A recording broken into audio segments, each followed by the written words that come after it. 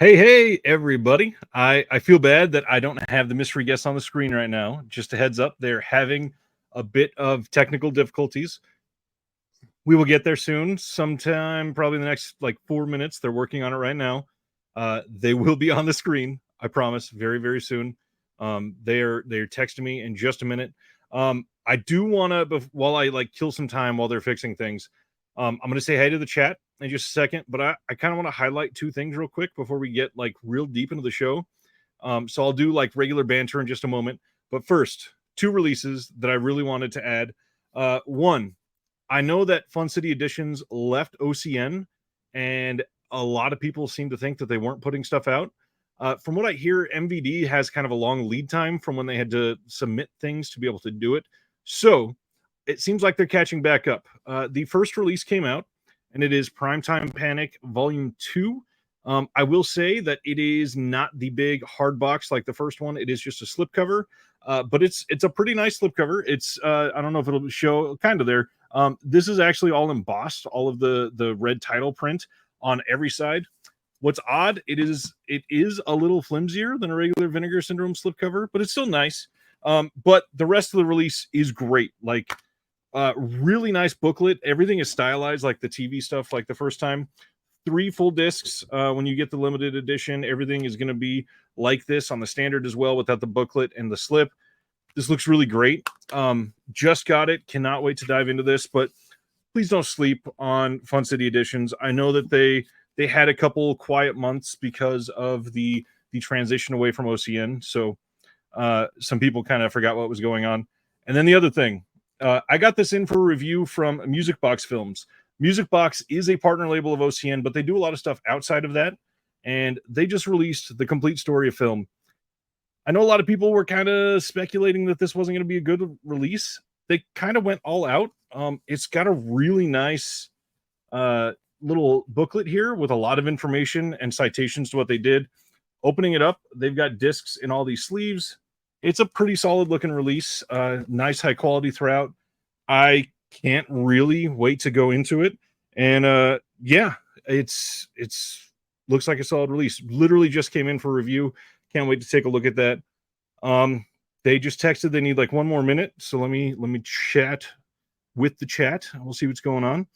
Movie Palace of Blood says terrible week for announcements, barely anything at all. We'll get VS slate tomorrow, but that won't be covered until next week. True, we always cover all of the VS stuff with Will. So next Thursday, Will's going to be here, and we're going to talk about next Thursday in a little bit. So I will wait on that one. Ronnie's here. What's going on, Ronnie? Paul, Stan, Huzzah. Craig from Deaf Crocodile. Hello. Sibner, what's going on? Adam's here tonight. What's going on, Stan? I feel like we're playing Mystery Date. What's going on, Brian Lapatan? Hello. John made it. What's going on? Terry. Can we start speculating what's going to make the sale list at tomorrow's warehouse sale? Yes. When we cover the post in just a couple minutes, we will definitely go over that. What's going on, Eric? Magic Hands. Hello. David Lash. Spiral Bong. What's going on, Spiral? Tony's here from Australia. What's up? Hey, Ashby Owls, whoever you are. How are you tonight? David Lash had a full wish list, but decided to not take part on the used sale at Orbit, just saving some money. Let's see what else. We got Jake in the house. Joe Jack. Paul's excited to see who the guest is. I think I just got a text from them. Just a second. Lots of OG VS titles added to the going out of print section. Craig, that feeling of looking forward to the new episode of your favorite TV show that we lost when everything moved to streaming. We could watch whenever is back. Love third. Man, Craig, that is like one of the biggest compliments I've ever received. Thank you. That's amazing. Josephine, hello, Ryan, special guest. Just reading the Oversoul 7 trilogy. I've not even heard of that. Interesting. They're in whoops, clicked on the wrong one. Sibner, they are not in the chat right now. Carrie Mulligan, you all need to do a live commentary of 1981's Inchon. I have never seen that. What's going on, Brian from New York? Is Will the mystery guest? No. David Lash got Heroic Times in the mail. Deaf Crocodile is the best shipping. Nice. Dead Sea Life, what's going on? Found out my department is getting laid off. Oh, man. I'm sorry to hear that. What's going on, Davey? Hello. I think this is your first time here live, right? Glad you're here. Hello. or at least first time chatting while live. Let's see. Ken is here. What's going on? KB made it for the start of the show. Hello. I'm glad you're feeling better. Hopefully everything is better today. All right. Let me check my text. They just had somebody message. Okay. They should be about ready in like one more minute. It looks like they're hooking something up, and then they'll be here. Radiant Slate next week. Lots coming up there. Brian's here. What's going on, Brian? Been a while since I've seen you in here live. Holland Oats, Tom in Minnesota. Hello. Dude McMahon, Newt Shack. Hello. Barney the Cantankerous. Have you tried to set up an interview with anyone from Arrow or Second Sight? Yes, I am working on both. Have been for quite some time. Hoping for either one of those very soon. My wife is watching. Got my big face on the TV. I'm sorry. I'm sorry. Joe Jack Fun City just put up Apprenticeship of Duddy Kravitz. Never heard of it. Interesting. The Cinnamon Dude, what's going on? I don't know if I just said cinnamon or cinema. Does his name rhyme with Clip? It does not, thankfully. Flip is doing well though. He had some family things that were rough for a little bit, and I'm glad that things seem to be better now. Josephine, Poor Things debuts tomorrow at Venice. I'm beyond excited for that movie. Second guest is the mystery guest, O.J. Simpson. Yes. Do not say the word guilty. Complete story film isn't complete. Children's story film isn't on it. Interesting. Huh. I didn't realize that. It is not Flip or my sister. Oh, my mom's here too. What's going on? All right. It looks like okay, just got another text. They are ready, but they need to help.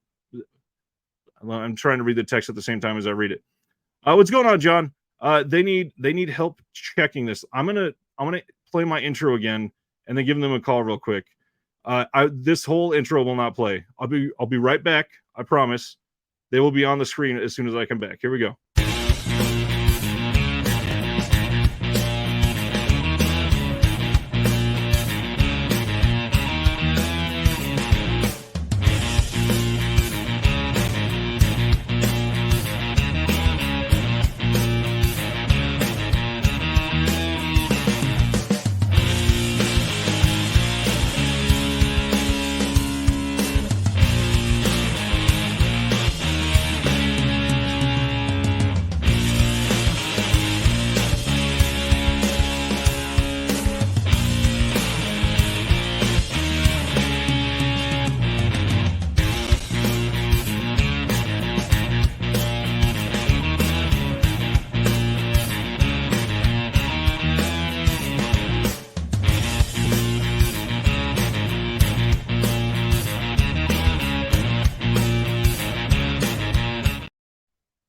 Hey, Jeremy Long is here. What's up, everybody?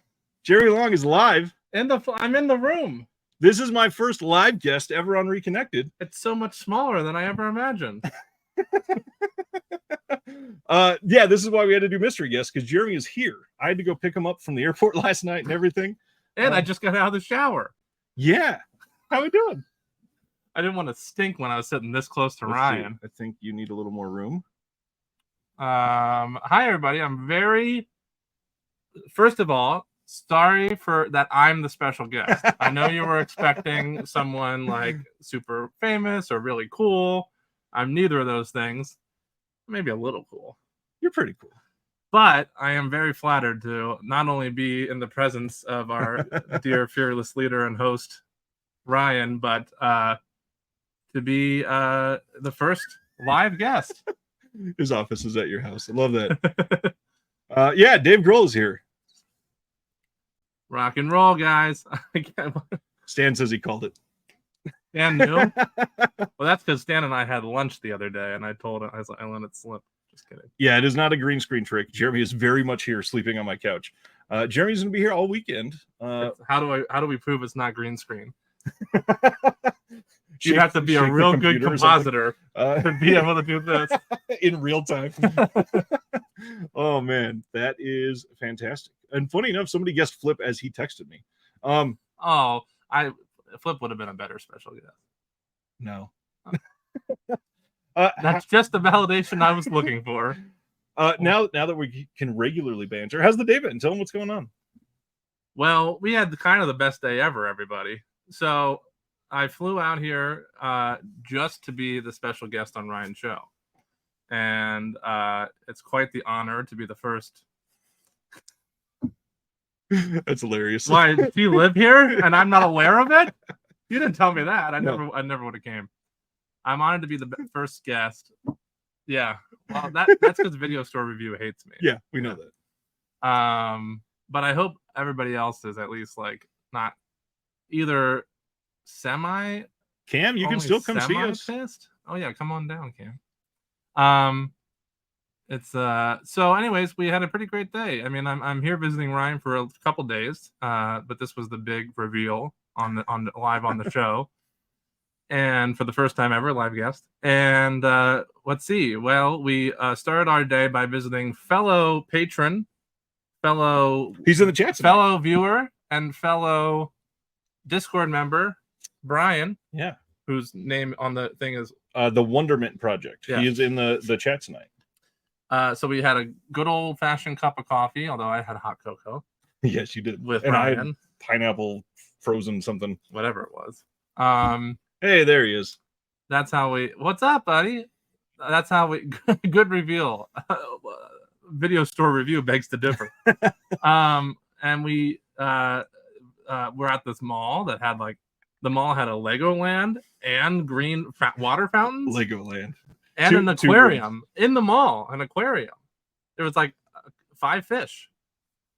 At something least. like that. Then we went to a what's the place called? Vintage Stock. Vintage Stock, which for anybody who's watching who is in the Discord, and if you're not, you should join. That's my usual pitch. I rant and rave about CD Trader because I love it there all day long, which is my little local spot in Los Angeles. And so this is basically Ryan's CD Trader, right? Vintage Stock.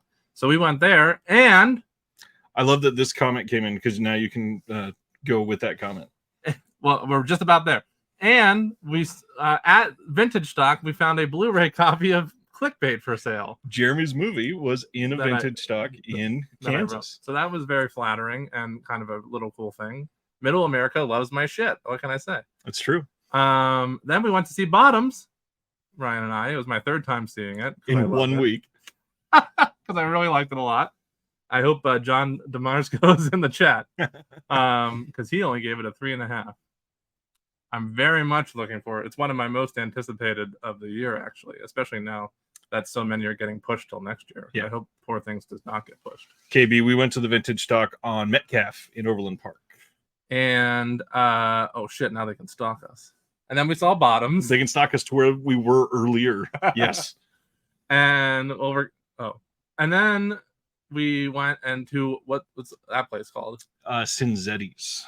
Which is an all-you-can-eat Italian, mostly pasta. Oh, but I guess Italian. They have all kinds of stuff. Pizza. How much was your movie at Vintage Stock? Wasn't it like $14.99? It was $14.99 used. Used. So someone didn't like it. Go figure. And probably got like 30 cents for it. Yeah. And that's my I get 10 cents of that 30 cents that they got. They owe me. And we saw Bottoms. Ryan loved it. It was my 3rd time seeing it. It was and then great. We had all you can eat pasta. Our host, our server was Nicole. She was very sweet. Jeremy wanted Nicole's number. And she recommended pistachio caramel macchiato ice Nothing cream. Pistachio. I got cookies and cream ice cream for dessert. But we had so much pasta. We're both very stuffed. And then I real quick squeezed in the shower before this show, and here we are. I guess that wraps it up. Yeah. Oh yeah. Look at that. Craig says he's never heard of CD Trader and he's going to go visit because you talked about it. Craig, you're in Los Angeles? He is. Oh, it's in Encino. Well, technically Tarzana, Craig, but it's better than Amoeba. And I mark my words, you'll love it. Brian says it would have been cool reveal if you just wandered around in with the towel on your head like you just got out of the shower. Because you did get out of the shower. That would have been better though. And then you say, "Hey, why don't you come on be on the show?" I guess. Yeah, that would have been pretty good. I told him it might have been a little bit better, especially for Video Store Review, if he pretended that the real special guest bailed, and he's like, "Well, Jeremy's here." I didn't want people to be disappointed that I was the special guest. Michael Smith brings up a good question. Finally saw Midsummer. What was the point of the first 15 minutes? Just to give her a reason to go? It was basically dropped once she left. Well, I don't think so. it was kind of to set up the whole trauma of her life. Basically. Yeah, that's a heavy element of the rest of the film. Not to mention, in those first 15 minutes, they actually show the entire plot of the movie. There's an art print that shows everything that's going to happen. Yeah, much like the art print that they discover when they arrive to the commune. I showed a couple recent pics. Anything you want to talk about that you got recently? I got a copy of Clickbait at. No, I left. You didn't even buy it. I left it for somebody else to hopefully stumble upon and then sell for 30 cents. I got right before I left on a jet plane to Ryan's here in Kansas City. I had received my steelbook of Infinity Pool, and I got something else with that. We got another comment. More Jeremy Long, go Criterion. Oops, wrong group. Always good to see Jeremy on screen and you, Ryan. Thanks, guys. I'm glad people. Brie Larson there. Brie Larson is not. I will never live that. No, she's not invited ever. Well, I haven't told Jeremy, but we have another guest. Come on, that's the real surprise guest that everybody was hoping for. You are now the most famous person in Kansas City, says Stan, but that's because I'm on the Disconnected show. Yeah, probably. Everybody in Los Angeles recognizes me. Have you told them? I no longer get recognized for looking like Dave Grohl. I no longer get recognized for my stand-up comedy. I no longer get recognized for writing movies. I get recognized for being on the Disconnected show almost everywhere I go in Los Angeles, including from the head of Severin. Not the head. It's the guy next to him. It wasn't David. It was Andrew Furtado. Yeah. So, hi, Andrew, if you're watching. I also picked up. We just said that at the same time. We said at the same time. Oh, I got these two bad boys from TerraVision. Wow. Chocolate strawberry. You're gonna make it visible. Hold it up to the actual camera. Chocolate strawberry vanilla and Parasites.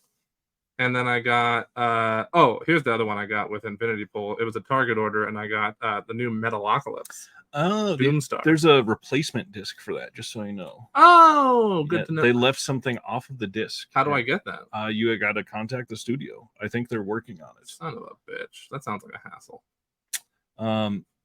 Anyways, that's my pickups. Unfortunately, Sibner, we are not going to do a warehouse sale stream tomorrow at noon Eastern. We have a couple things already planned, and I got to be honest, I forgot that sale stuff was going live, or we would have done it. But we're going to kind of be on the road. We scheduled some other stuff around town, so not going to be able to do that. Misconnected commented, and you didn't. Oh, did I miss it? Yeah, don't get divorced by not. Oh no, I highlighted this while you were talking. Yeah. Oh yeah. And what a comfy couch it is. Oh, and I got right before they didn't arrive yet, but I placed an order for the Walter Hill box set finally from Imprint, which I've been back and forth on for like a month and a half. Yeah. So that's on its way. Joe Jack says, can we talk about what's up with the Lawrence of Arabia 4K Steelbook? So it sold out very quickly the first time, and it was going for literally more than $200 on eBay, and now they're re-releasing it. That's a good thing. More people can get it. More people can have it, and by not paying scalper. Yeah, it'll be literally $20. Yeah, or 22 or they something. Don't deserve. Oh, look at Stan on Kiss Cam. Kiss Cam. After the stream. Become a Patreon now. Just kidding. Sign up for our OnlyFans. Oh, that's hilarious. Is there any other good comments we made? Not at the moment. Okay. Who's Josephine DeMarco? That is a completely different person. Okay, not no relation to John. Josephine, by the way, has a great YouTube channel where she talks about a lot of under talked about stuff. Everybody go check out her stuff. Is that the one with Jeff Bridges, Josephine? Yeah. Have you seen Fearless 93? Watched it for the first time last Saturday and loved it. If we're referring to the same movie, then yes. And I also like it. My college film professor was a camera operator or something like that on that movie. Interesting. That's the only thing I remember.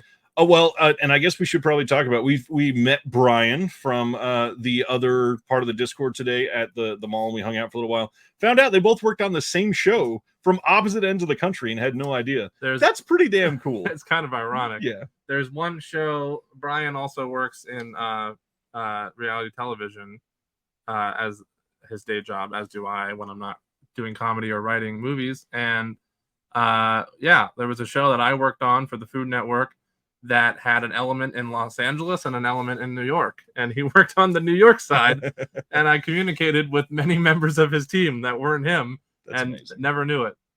So what a small world. To check in before we get too deep in this, I haven't done the sound with two people on the microphone. Is it sounding all right? Yeah, that's a good question. Let me know either way. If not, I can If not, he can leave. I'll just go. I'll reschedule my flight and I'll get an Uber to the airport. Yeah, we don't for $120. We don't need other plane. Oh yeah, it's a long way to the airport from here.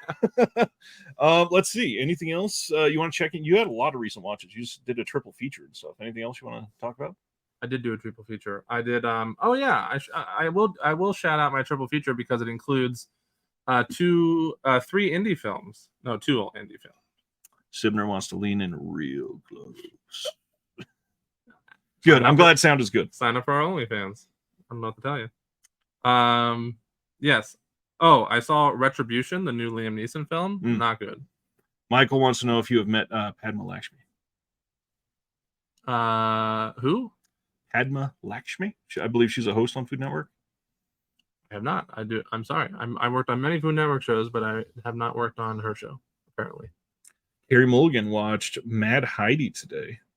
I want to see it. No jet lag, Jeremy, says Stan. Well, Stan, you should know, Stan. First of all, it was thankfully only a 3-hour flight, so not really too much jet lag. Jeremy had like the flight from heaven. Yeah. I hate flying because I'm so uncomfortable because I'm a pretty big guy.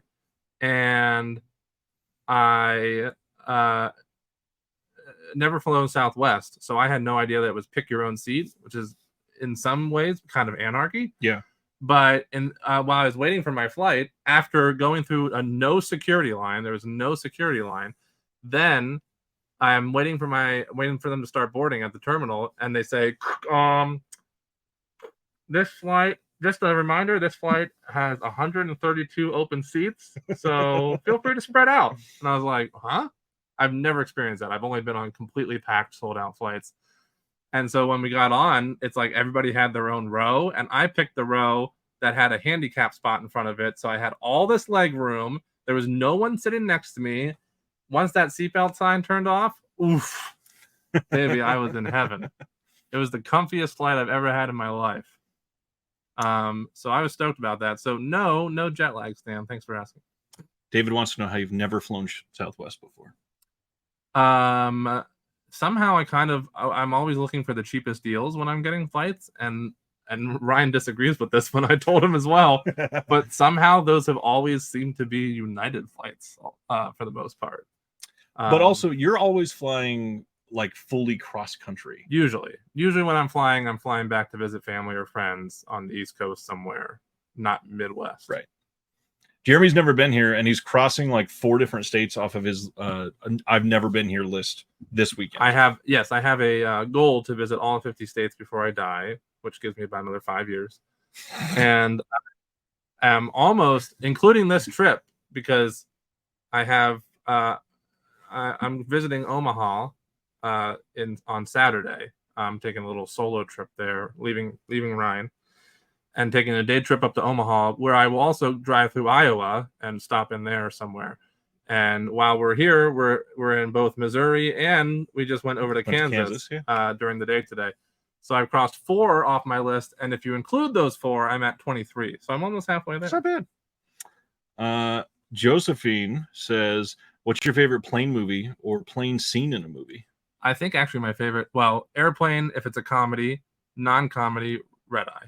Red Eye's freaking great. I was so glad. We rewatched that with the Discord a few months ago, and it was incredible. If it's any movie where it's, primarily like one location for the whole movie with really only 2 or 3 main actors, right, that can hold my attention and be that tense, things like Phone Booth, things like Grand Piano. John, Jeremy was going to message you on the Discord after the show tonight. Yeah, John, I didn't want to blow it. He does want to meet you in person. Ryan forced me to secrecy, but I'll be there Saturday if you happen to be available at all. What should I watch next? Nefarious or Hereditary? If you've never seen Hereditary is amazing. Nefarious is not good, so don't worry worry about it. All right. The triple feature I did, actually, for some reason I thought it was 2 indies, but it's actually only 1 indie. But I do want to showcase it because I thought it was really good. I did a, when was that, Ryan? Saturday?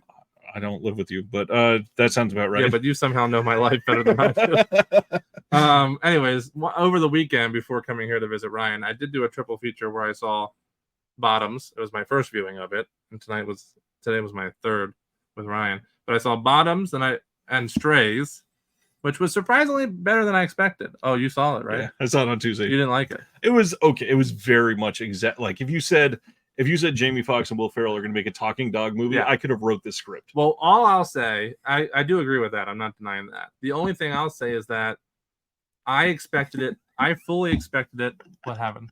Sivner's comment: the moment they get in the same room, they turn into an old married couple. Actually, what you don't know is that we do that on the phone all the time, even before I move. Somebody said Nefarious was dog shit or something like that, which I agree. Carrie Mulligan. It's an appalling piece of garbage. It's really bad. Thank you. Carrie and I are on the same page. Nice. And Josephine. So I agree with you about Strays, but I was fully ready for it to be one of those ones where all the funny parts were in the trailer. That's what I was expecting. Yeah. And that the whole thing was just going to be boring. And it's like, oh, there's the one funny part that I saw in the trailer 18 times for the last 3 months.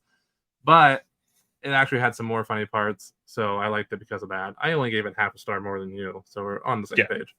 But Strays, Bottoms, and then the one I want to highlight is a little indie horror called Birth Rebirth, which I think is coming out on Shudder soon. But I saw it in LA in a theater, which I'm happy about. I think it's coming out. It might be. Is it Screambox? I think is the other one. Well, it's produced by Shudder. Oh, Shudder was a logo. Well, never mind. Yeah, that's probably going on Shudder.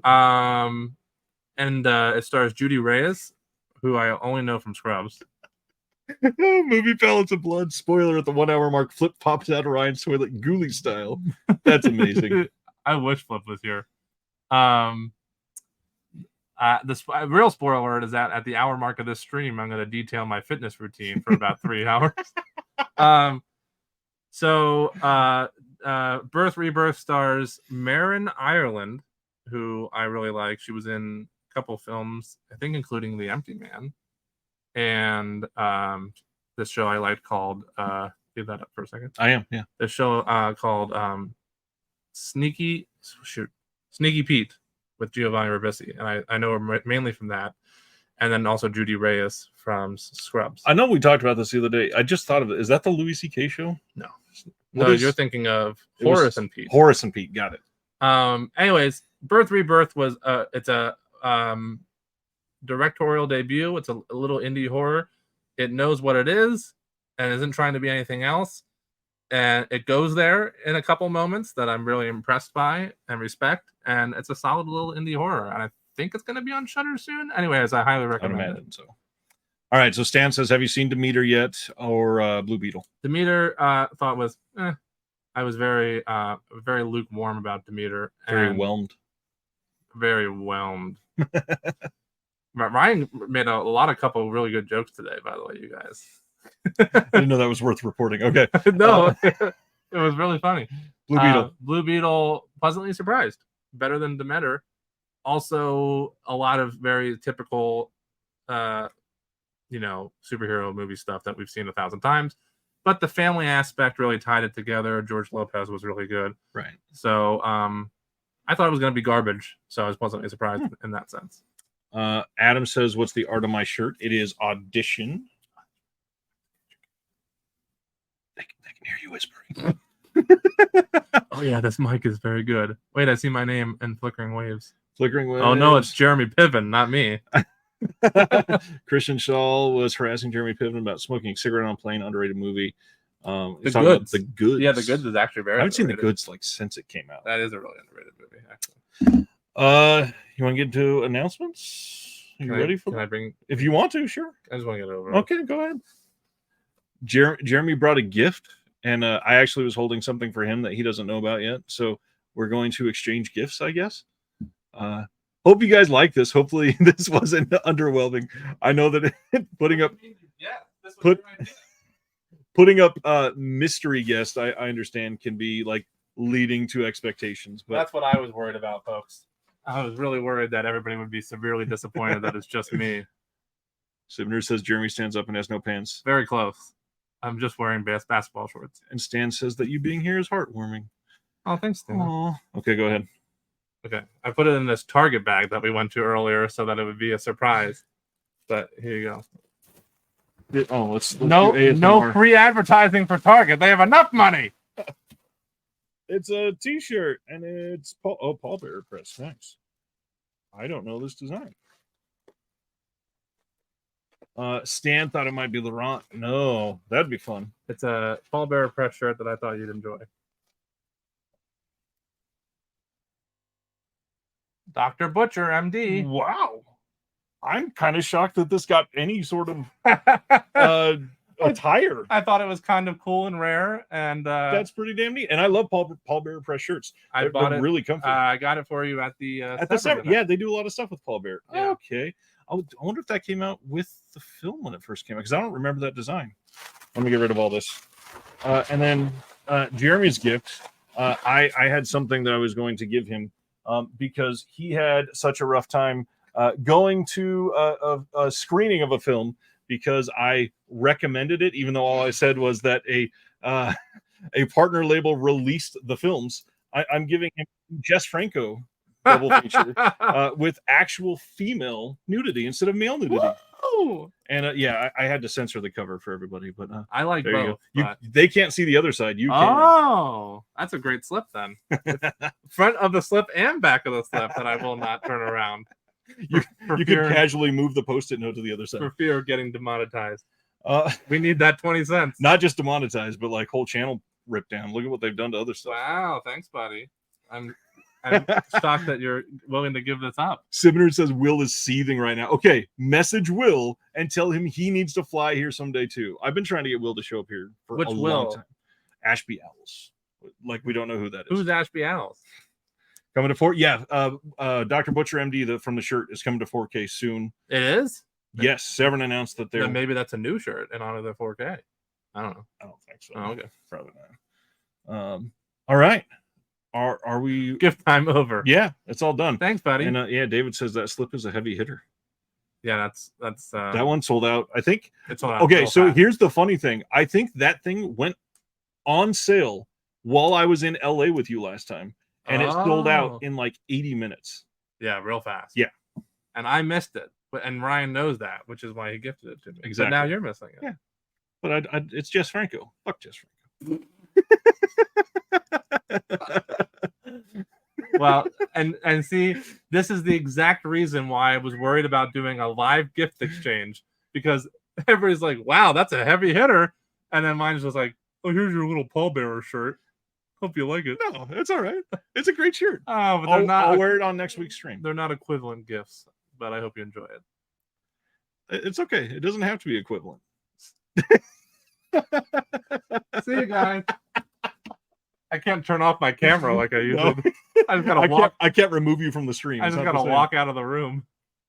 Go visit Ryan. You get a free shower and sent home with the Jess Franco title. Please take them. You're setting up your own Airbnb. You're No, like, no mint on the pillow. You get Jess Franco titles. set the Jess Franco Blu-ray on the pillow. Will is, of course, attacking me. Be careful what you say about Uncle Jess. You invite your own destiny. Unfortunately, that is extremely I accurate. still don't know who Will is. Yeah, I will figure it out someday. We will figure it out. All right. This is an announcement show. Are we ready for announcements? This is a big deal. I'm Yes, I'm your it is. first live guest. It's okay if we spend a little bit of time goofing around. Yes, of course. But now it's been 35 minutes. And then on top of that, after the show, we are going to have a film discussion. We should reveal that here. What is this? Somebody was happy that you were here live. Oh, okay. They reacted on Facebook. Oh, that's nice. The show tonight, I couldn't announce it because I know that Jeremy is the one that I always do award stuff with. After the Honored announcements, about that too. we are going to go over what films we thought deserved the Best Picture Oscars from 2010 onward, and we're going to talk real deep why and argue back and forth, and yeah, it'll be fun. Here we go. When we went to Target earlier, I had to pick up a few things for my bathroom for my shower. Like you're moving in. Yeah, I might as well. I have the whole bottom floor. they didn't have little travel bottles of Axe body spray, so I had to buy a full one, and Ryan doesn't want me to leave it here. So if anybody wants Jeremy's Axe body spray, sign up for the OnlyFans. He can autograph it too with the silver Sharpie. Hi, Wave. Wave is super stoked. Yo, let's go. So Stan wants to know, is it weird being here? I want to know because you haven't said anything. Being Well, here let's or being go. on the Let's screen? go Missouri, and then in this house. Oh, and this house has been extremely welcoming, and I'm not even saying that because I'm saying next to you. Misconnected is very sweet, and everybody's been very welcoming, including the pup. And the kids, my kids should have went to bed before we got home today, and they didn't get to see Jeremy this morning and all that. But they literally stayed up because they were dying to see him. Literally, I would not make that up. It's hilarious.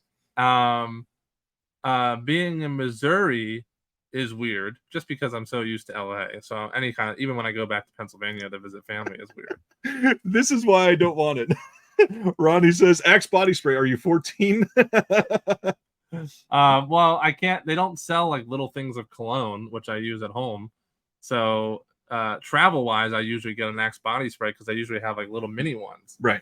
And the problem was that they didn't at this Target. So I had to buy a full size one that I can't take on the plane. Anyways, sorry. Dude McMahon says only from 2010 onwards, so we won't be talking about how Glory got shunned in 1990. Tell you what, if you guys like this tonight, maybe we can do decade chunks after this. Yeah. So when you come back, we can argue. 2000 to we can go 2000 to 2009, or maybe we could go like 15 years. Something like that. Yeah. Either way, next show we're still not squeezing in Glory. No, but it would be a long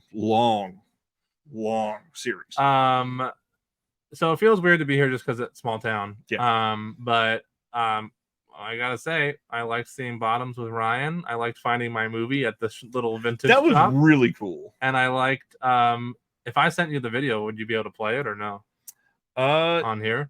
I could actually. Should I text it think. To you? And I Video store, we are not just talking nominees. We are talking any film released that year that we think deserved it. And I like the all you can eat. We're really short on buffets in LA. So I really like the all you can eat Italian place. And so I'm liking it here so far. It feels weird just because I'm used to the big city. Right. But I like it here, and I love the hospitality that Ryan and Misconnected have shown. And that's all. What has been the weirdest thing compared to LA so far? Everything being closed on our drive home from the airport. Yeah. We were driving home from the airport. It's like pitch black. Everything's closed. It was really late. What it was like 2 a.m. We got to my town at like 2:20. Yeah. And I had my very first Whataburger. He did, and it didn't even get a burger. Well, kind of. You got a breakfast burger, which I didn't know they had, and it was delicious. Does that answer the question? I think so. Sure. Okay. Here's a little video. It's not ready yet. I'm trying to get it set up, but it did not come in the right format. I'm working on it. I'm excited to visit Omaha. John messaged me on the Discord. And my favorite band of all time is from Omaha, and the lead singer of that band owns a bar there. So that's I've always wanted to go and breathe that air, visit the bar, visit a couple other places that I'm familiar with. Yeah. And I'll be doing that on Saturday. Yeah, Jeremy's getting his own rental car. He's gonna be going around. Video store says, can you describe how big Ryan's office is? I don't think we've ever seen behind the camera. That's not true. Oh, there is a collection video up on the channel from 2 years ago that shows this entire room, but it does look very different now. It looks drastically. It is very. Having not even seen that video, I can tell you it's very dirty in here compared. It has been a long time since it's been. I think August of 2021 was when I put up that video, and it was spotless. The other, I'm going to answer that question despite Video Store Review being very mean to me. To describe the office, I would say it is actually, even though I made a joke at the beginning of the stream, it is actually bigger than I thought. And despite being semi-disorganized, because Ryan's clearly running out of room, as we all are very familiar with, I'm sure. Unfortunately, it actually is still very very quite organized. And he told me, he's like, I'll go find any title you ask me for or any label you ask me for. So even within its disorganization, it's still organized enough that it's not like you're not tripping over movies. You don't feel super cramped. I mean, I do because we're behind because we're in a corner, a corner. But it's pretty roomy and it looks nice. There's a lot of cool things hung up. A big spotlight in my face. What are the bands that you love? You didn't say. There's actually quite a few bands that I love that came out of Omaha. All from, or almost all of them from the record label Saddle Creek, which is owned and operated by my favorite singer, Conor Oberst of Bright Eyes, which is my favorite band. And so Conor owns a bar called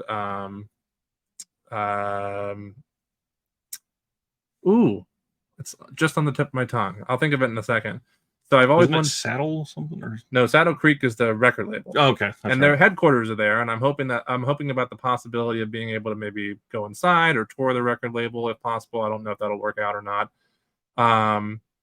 Page Turner's Rag is the name of the bar. I would never have remembered Page Turner's Rag. So I want to visit that. I've been dying to visit that because of my love for Conor.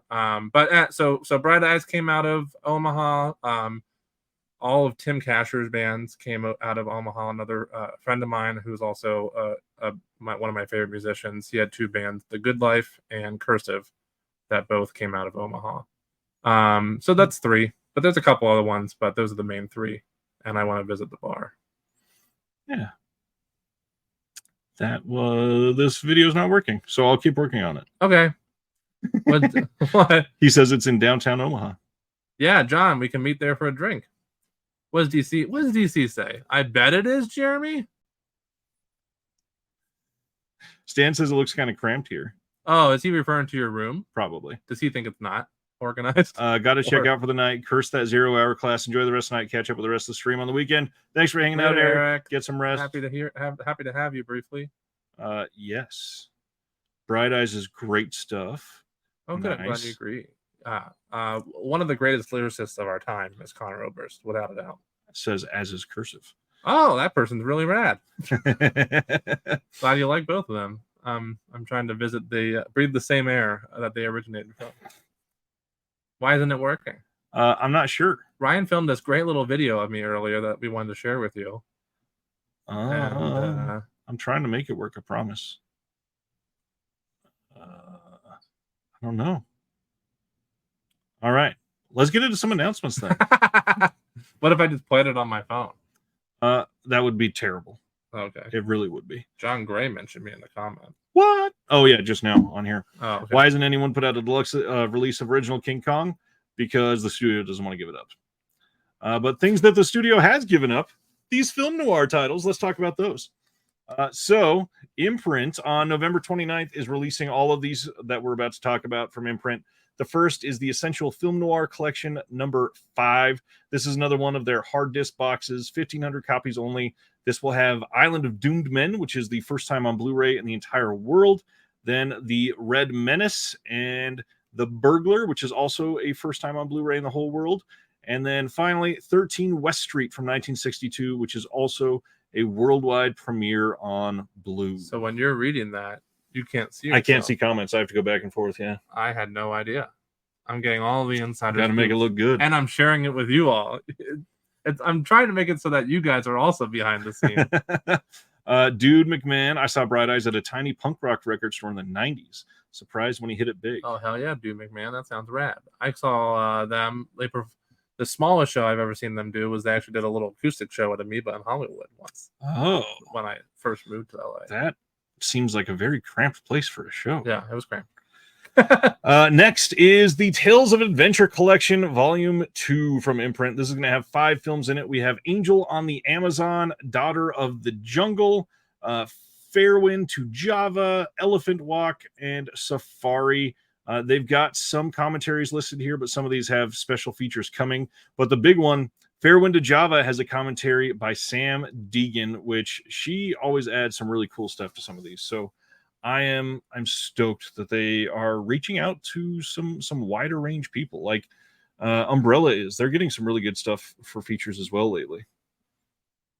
I was just looking at some of the comments. Say the word. I can highlight whatever you want. If you want to highlight a comment, reach out and touch it. Oh. Just- Whoa! Okay, go on. Next title from Imprint is Assignment K. This is also a worldwide first on Blu-ray. And I've not seen this one, but it's supposed to be pretty dang good. This is from 1968. And this will have some special features announced later, like Imprint does sometimes, but looks like a pretty good release. I like the cover. Next one, Dead Heat on a Merry-Go-Round. I believe I saw this one a few years ago. I don't really remember, but it's James Coburn starrer. Once again, as usual, only 1,500 copies. We'll find out some features on this one eventually as well. And then the last release, I believe, from them for the month is Diamond Head from 1962. This is a first time on Blue title anywhere in the world, a Charlton Heston flick. This one is going to have special features announced later as well. But yeah, it'll be a good looking release on Blu-ray. Craig says Sam Deegan is our go-to always. Yeah, Sam is amazing. Reach out and touch it. Famous last words. Yeah, you're gonna live to regret that. Probably. Oh, there is one more. Sorry. The Man in Half Moon Street, which is also a worldwide premiere on Blu-ray. Good. How does Imprint always do this? Like the amount of stuff they put out that has been the first time ever on Blu-ray. We need more companies to be doing that in the US and the UK for sure. Tony wants us on the Imprint cast together.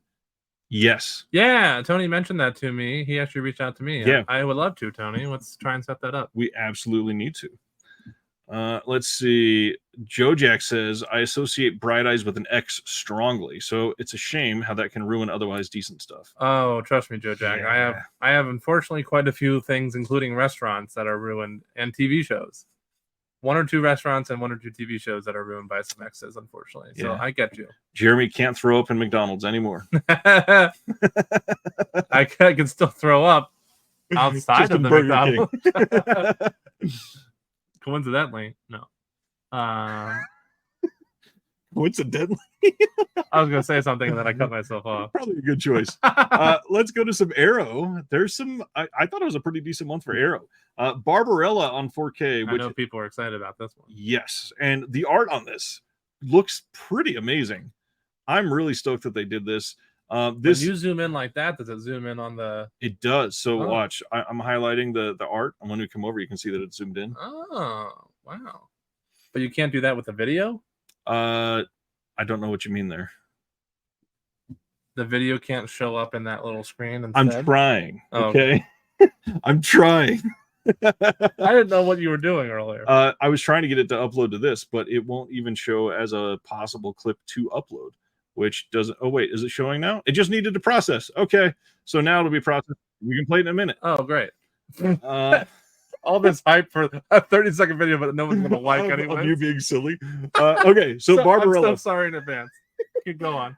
Eugenio Ercolani, who is the Italian, boots on the ground person for a lot of these labels. He did a lot of stuff for this release, and I can't wait to see it.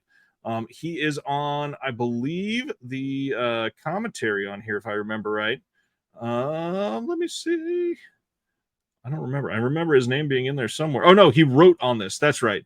Video essay, but he didn't even write. It's a video essay by Eugenio Ercolani on Dino De Laurentiis. But there's all kinds of stuff in here, including a commentary by Tim Lucas. This looks like a pretty awesome release. There is an alternate art to this, but we'll talk about that in just a minute. Imprint is putting out Jeremy's little video about his movie. First time on Blue anywhere in the world. I'd be honored.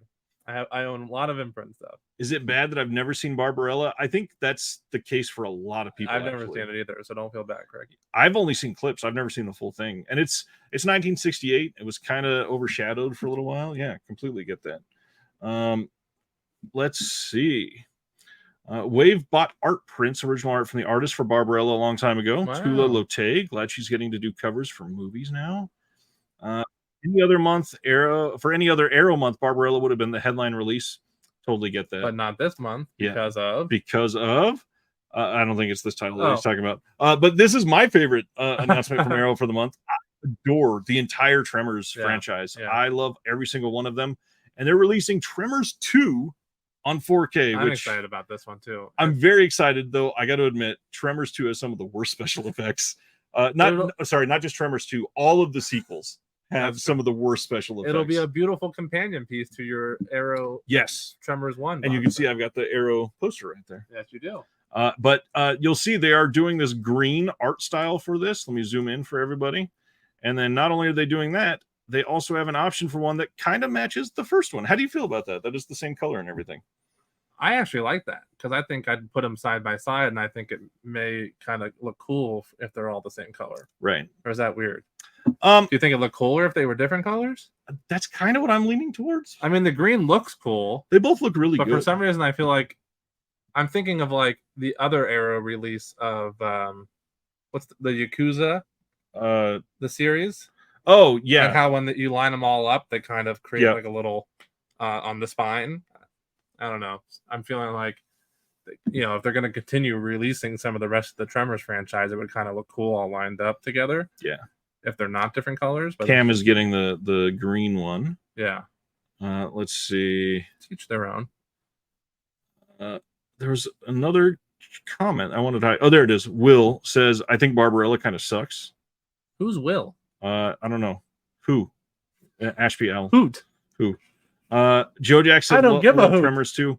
I gotta say, I really hope they keep going because I really want Tremors 4. I love that. I'll tell you what, if they keep releasing the rest of the franchise, I'm gonna run out of room in my Arrow shelf. If the graphic design matches, I like the varied colors. I agree, and yeah, it does match. All right. I can't wait for the Shrieker Island Arrow 4K. Oh my god, these special effects in that would look real bad. Real bad. Anyways, this release has a new 4K restoration from the OCN by Arrow. It is going to have a new feature-length commentary by the director and co-writer S.S. Wilson and co-producer Nancy Roberts. New feature-length commentary by Jonathan Melville, the author of Seeking Perfection, the unofficial guide to Tremors. There's going to be a new interview with special effects designer Peter Chesney.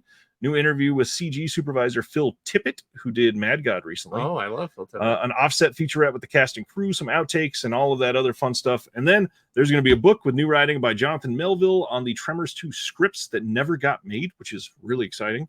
Wow. And Dave Wayne and Maddie Bertowitz on the history of Universal's direct-to-TV sequel division, which that's pretty damn exciting, too. They got some good stuff on this. Yeah, I'm stoked. And no offense, Arrow, but I haven't been excited about one of their titles in a couple months, to be honest.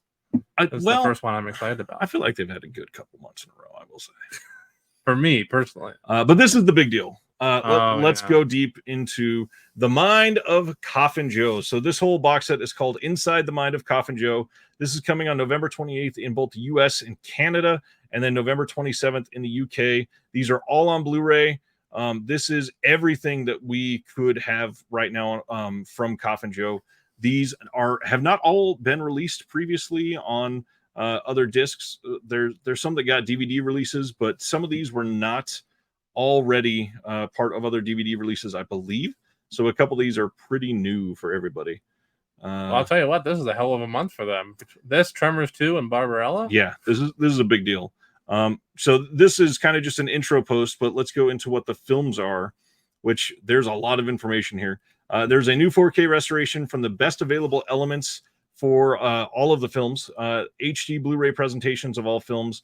They got the original lossless mono audio for all of the films except Embodiment of Evil.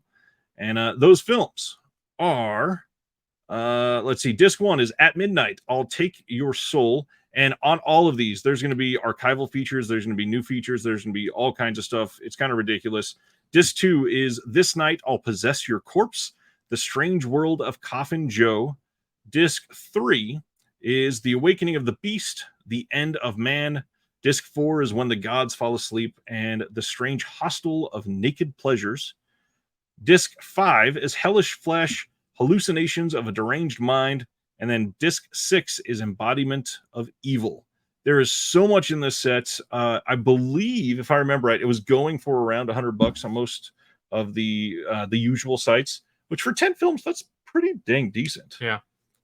and this is a big deal for a lot of people. So Yeah, and these films, people love Coffin Joe. Coffin Joe is like a horror icon, the most famous for, I believe, Brazil is where he's from. This is stuff that people thought would never be possible. I was gonna say the amount of effort they put in to Yeah. put this set together too is probably nuts. And Kat Ellinger had a huge part in this. She did a lot of the behind the scenes producing. She put together so many of the features. It was very obvious that when she posted about this, it was like, okay, the world finally knows I can breathe and like rest for a minute. She did a lot of stuff. Anybody who's part of the Discord, we know from last Sunday's watch along that this is definitely one of the most exciting box sets of the year for a lot of people. Yeah, this is certainly one of like 5 that I think is in the running for Shelf Shock stuff, which we're going to be talking about here pretty soon. Craig says $100 for all of that is a crazy low price. Yeah.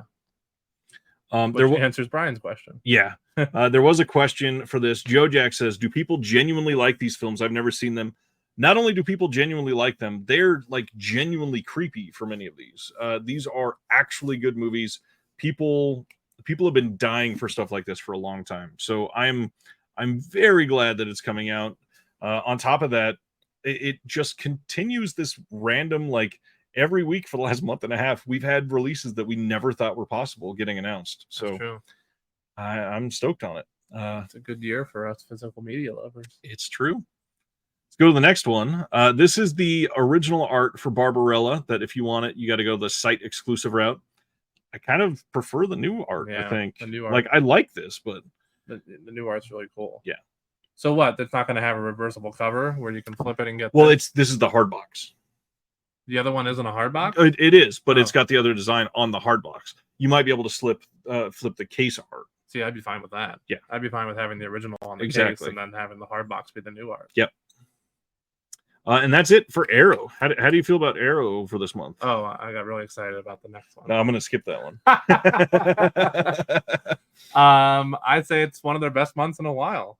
I know you don't want to say anything bad about them. Yeah. But for me personally, which also isn't a negative, I have a shit ton of Arrow releases at my house. Yep. I just personally haven't loved the last couple months, but this is a great month. I mean, 3 bangers. Yeah. Really. All right. Jeremy's very excited, so let's just talk about Shout Factory. Got Weird, the Al Yankovic story. Which makes sense because they put on out 4K. UHF. Right. Restored Blu-ray as well. Yeah, I kind of told people that this was likely coming because the way that Al actually highlighted the Umbrella release. Yeah. On Twitter, we knew other places were going to get it. Yeah. So, which I have that Umbrella release signed by Al now. It's gorgeous. Of course. But I'll own all of them. Any release they put out of this, I'll get. So I'm excited about this one as well. By the way, so just how connected Jeremy is in LA, we will be driving around talking about things. And he's like, "Yeah, my friend was he the drummer of Weird Al? You know, or the well, I know John too, the drummer, but my close friend is Chemo, who's a guitar player. Yeah. Oh, that's right. We were talking about Rob Zombie. That you were gonna have to tell my mom that you know the drummer of Rob Zombie. We'll have to talk about that too. Yeah. Off the stream. Yeah, when you actually see her. Why didn't Shout release Weird as a Blu-ray and then release the 4K 2 months later? Oh, Ryan, that's a good one. Stan says Weird is wonderful. Nice. That's why Stan's my best friend. And then Craig says Weird was a hoot. Yes, it was, Craig. Joe Jack says it looked fun. Looked fun. You gotta check it out, Joe Jack. The big thing here, no features. Again, they haven't announced anything. I wonder if they're getting anything new. That's what see, here's the thing. Because I'm such an Al fan, I'll buy it no matter what. But I'm really, really hoping that there might be some exclusive features on this release that aren't on the other that aren't on the Umbrella release. Which has a decent amount of features. Yeah, it was fairly stacked, right? Yeah, and it came with a bunch of goodies like most of the Umbrella releases did. I got a Weird Al shirt. That shirt looked amazing. Yeah, it was a cool shirt. I got it came with a bunch of cool stuff. All right, so since Jeremy is a huge Weird Al fan like I am, I think it's time that we show Jeremy's video. Is it ready? Yeah, it's ready. I hope the sound comes through. This was when we were at Vintage Stock? Vintage Stock. That's what it's called. Jeremy was just excited to find his movie out in the wild, so I'm going to play for the first time in a while. I saw it at Amoeba before in Right. LA and some other places here and there, but I think the sound should come through. He just wanted a silly video of him finding it in Kansas. So here we go. here I am in Kansas City, Kansas. We're in Kansas, right? You're in Overland Park, Kansas. Oh, here I am in Overland Park, Kansas. At what's this place called? Vintage stock. Just popping in to browse around and oh, what's this? What are the fucking odds? The zoom in on your face. I didn't even plan We it. It could- was perfect. Also, we couldn't even hear it while you all were watching it, and it was still so stupid and funny that we're laughing. Oh man. Simner says they could put out some Al lobby cards. Oh, I'd snatch them up in a second. And then another comment, $40 lobby cards. Why not? I'm firmly against lobby cards, but I'll buy them if they're for Al. The worst thing about Weird was that awful Roku release. Hollywood's still shafting Al 40 years later. True words have never been spoken, Carrie. I don't know how. I mean, he's very well known. I just don't. I don't Well, understand. they must have. Roku probably paid a decent amount. I'm for it, sure they did, but Right. then it's a free release, which I mean, which they got a lot of viewers guaranteed. yeah, I don't know. It just seems weird that he couldn't have gotten or didn't get anything better. We need a disconnected edition of Comedians and Cars Getting Coffee live streamed. That would be what Do you know want to what? do that while I'm We- here? We might be able to film a video of that. That would be really cool. It'll be hot cocoa instead of coffee. Yeah. I don't like Yeah. coffee. Ronnie says that was beautiful. Thanks, Ronnie. Brian says 88 Films has Zombie Holocaust on 4K for $1,129. Pretty sure it's a typo. It is not. They do that to get you to not pre-order because it's not ready to be pre-ordered yet. It'll go down to a regular price eventually. Sneaky. But it's just a placeholder to let you know that it's coming. Now that the video is done and Weird Al's done, I'm gonna sneak out and grab a glass of water. That's okay. I forgot to get that before we started. Wait I was showering. for 3 more releases. Okay. Next Got a one. big bottle right there. I did. Yeah, I'm prepared. I do this Is every that week. sparkling water? It is, and Oh, it's okay. flavored blue raspberry. I don't want it. I don't like that. Oh, well, screw you. White Lightning from Kino Lorber. I said that in a weird order. Kino Lorber is putting out White Lightning on November 21st as a 50th anniversary release. The big thing, this gets a new audio commentary from Steve Mitchell and Nathaniel Thompson. Nathaniel Thompson, who was on the stream just a couple weeks ago. I think that guy needs to put a shirt on. Yeah, Burt Reynolds always needs to put a shirt on. This is going to have alternate art on the inside, Oh, looking that's like cool. that, and very muscly Burt Reynolds. Plus, Like, he has a wife beater on. At least. he does have a wife beater on, but his elbow has muscles that don't really exist in life. That's true. Yeah, interesting looking release. Next up, this is one that we don't talk about a whole lot, but I wanted to highlight that Dead Vision releasing. You might remember, if you have been watching the channel for a long time, my first ever live stream or interview, one of the two, was, I think, Golden Ninja Video. But then right after that, I got Lucky Cerruti from Dead Vision, and they are releasing Tetralogy, the films of Joe Meredith. This is going to have the full collection of films that include South Mill District, Teratomorph, Variant, and Variant 2. It'll be signed by the director. There is a mystery reversible cover art, hand numbered and limited to only 50 copies. 50 copies. Wow. And the big thing, that goes on sale tonight. If you want that, deadvisionproductions.com. I believe midnight Eastern, so you got about 90 minutes. I think it's midnight Eastern We'll because be in the middle of our stream. How am I supposed to get it? you don't want that, I'm sure. I'm trying to sell it. I know. Good job. Oh, thanks. The cover art here is done by somebody I know from Facebook, Tyler Harris. So good job, Tyler. Good job, Tyler. Yeah, let's go to the next one. The next one is release details for the pack. And normally, I don't always highlight all of the Shout Factory discs, but I really wanted to do this one because we're going to talk about why in just a second. This gets a new 2K scan of the best surviving film elements, which is a color reversal intermediate. It looks decent, actually. I've seen the restoration. It's not great, but it looks decent. New audio commentary by Lee Gambin. There is a new interview with Hope Alexander. She's on camera for that one. And then a new audio interview with Sherry DeBoer. New audio interview with the first assistant director, Thomas LaFaro. And then a new audio interview with composer Lee Holdridge.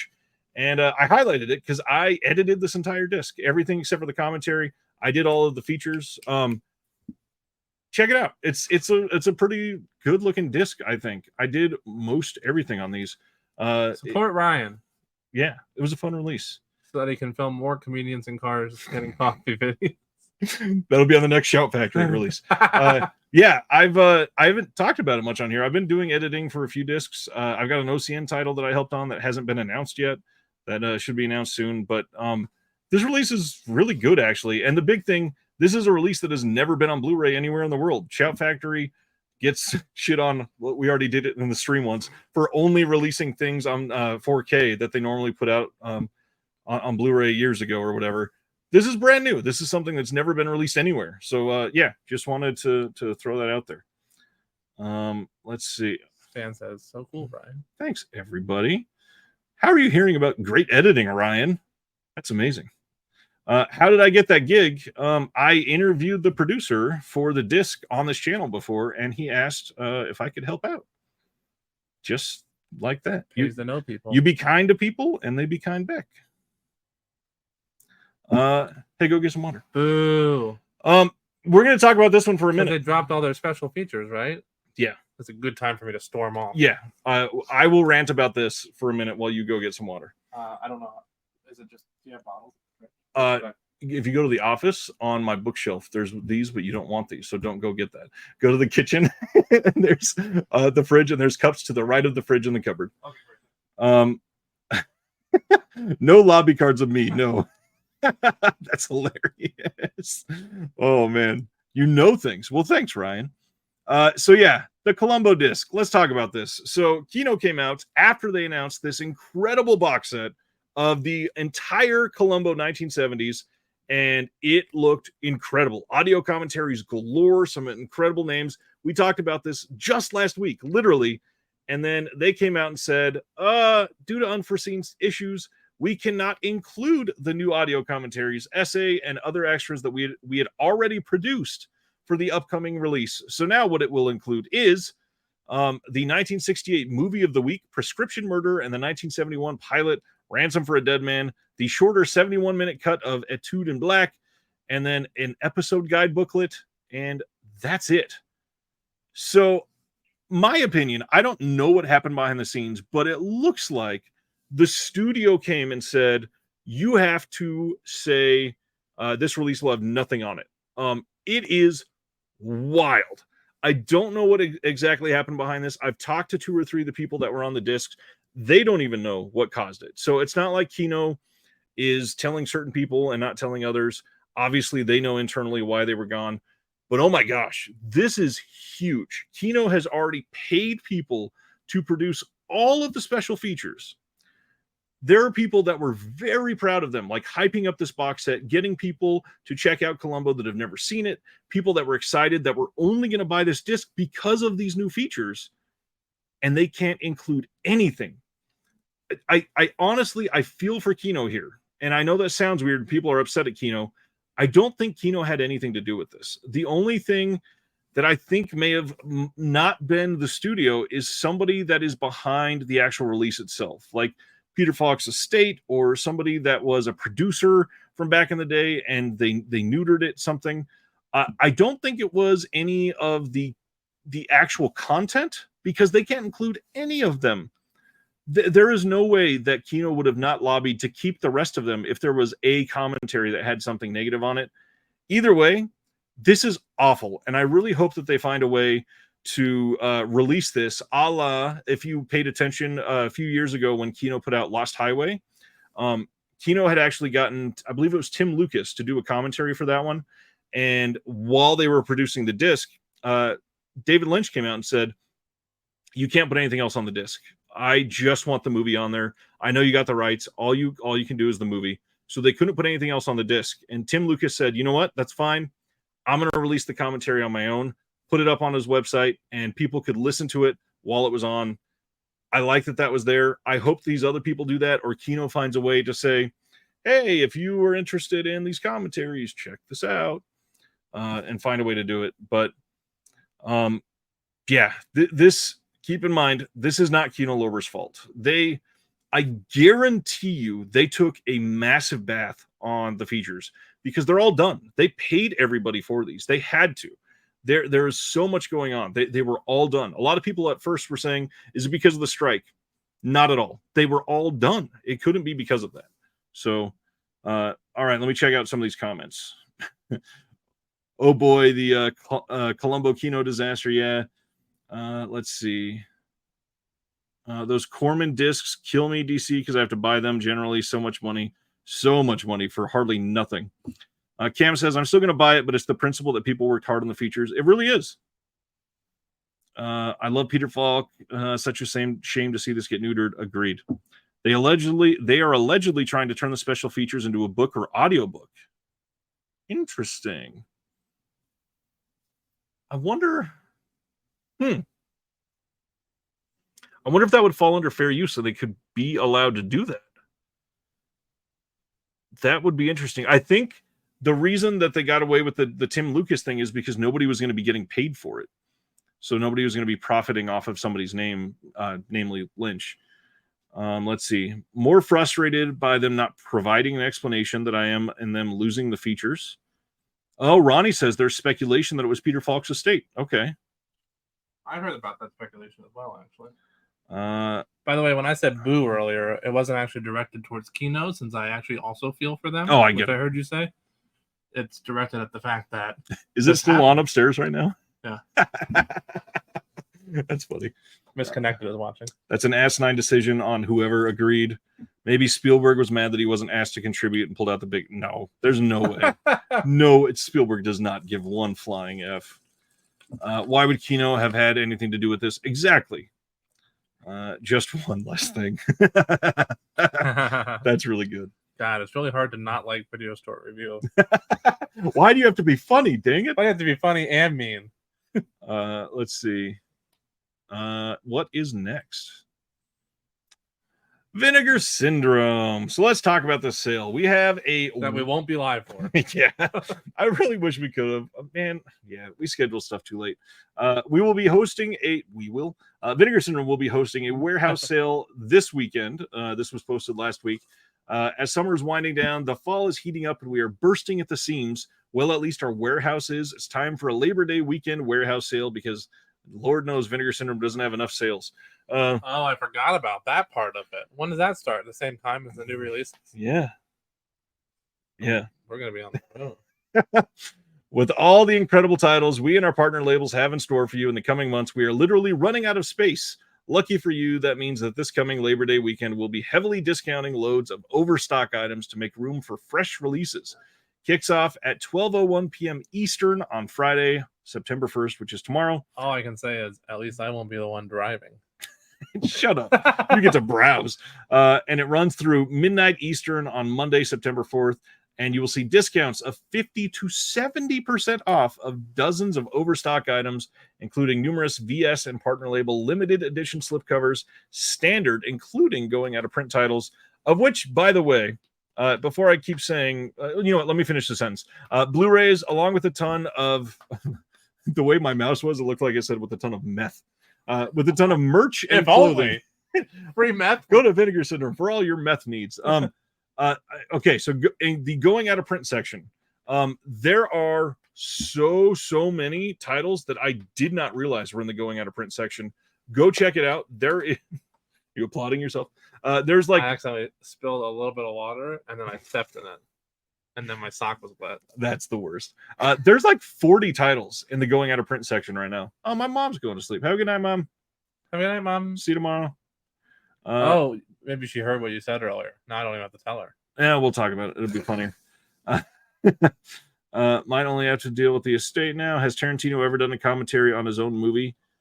I feel like he did one, but I don't remember. I know, obviously, he's done quite a few that are not his. Mm-hmm. Sibner says, went through all of the releases, went over the numbers of what's left, what I'm interested in, and narrowed down a list of what might be in there. Interesting. Craig says, no idea if any of our stuff will be in the sale, but do please gobble them up if they are. Certainly will, Craig. I love what Death Reptile's doing over there. John says the Severed Arm will finally sell out. Didn't it sell out last time? It did sell out last time. Or did it come back? Oh, maybe. Either way, it's a funny joke, John. It is. It really is. The Amityville films are going out of print. There's all kinds of stuff.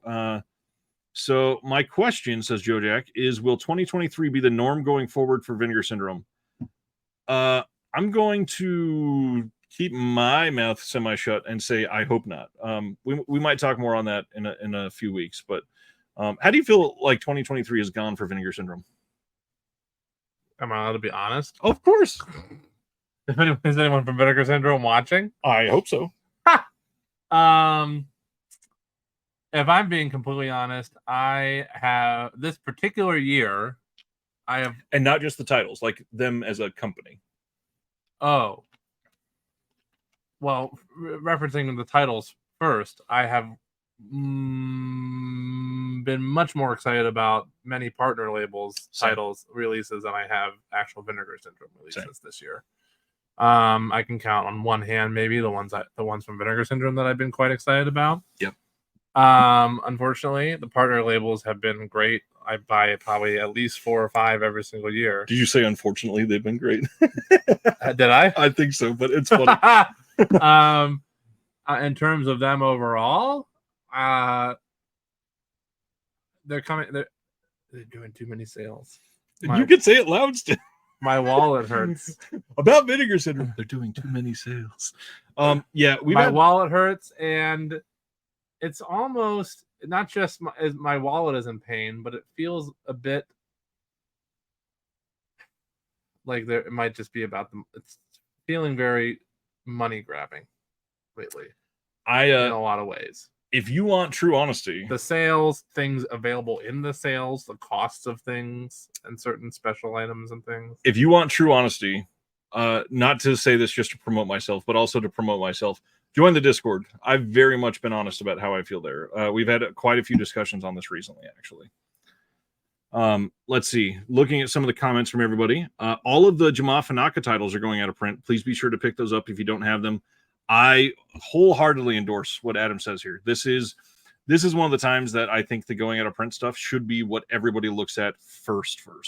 Like, I understand missing a limited edition slip, but some of these titles are more important than a slip that will cost $25 instead of $20 in a couple weeks. Excuse me, I burped.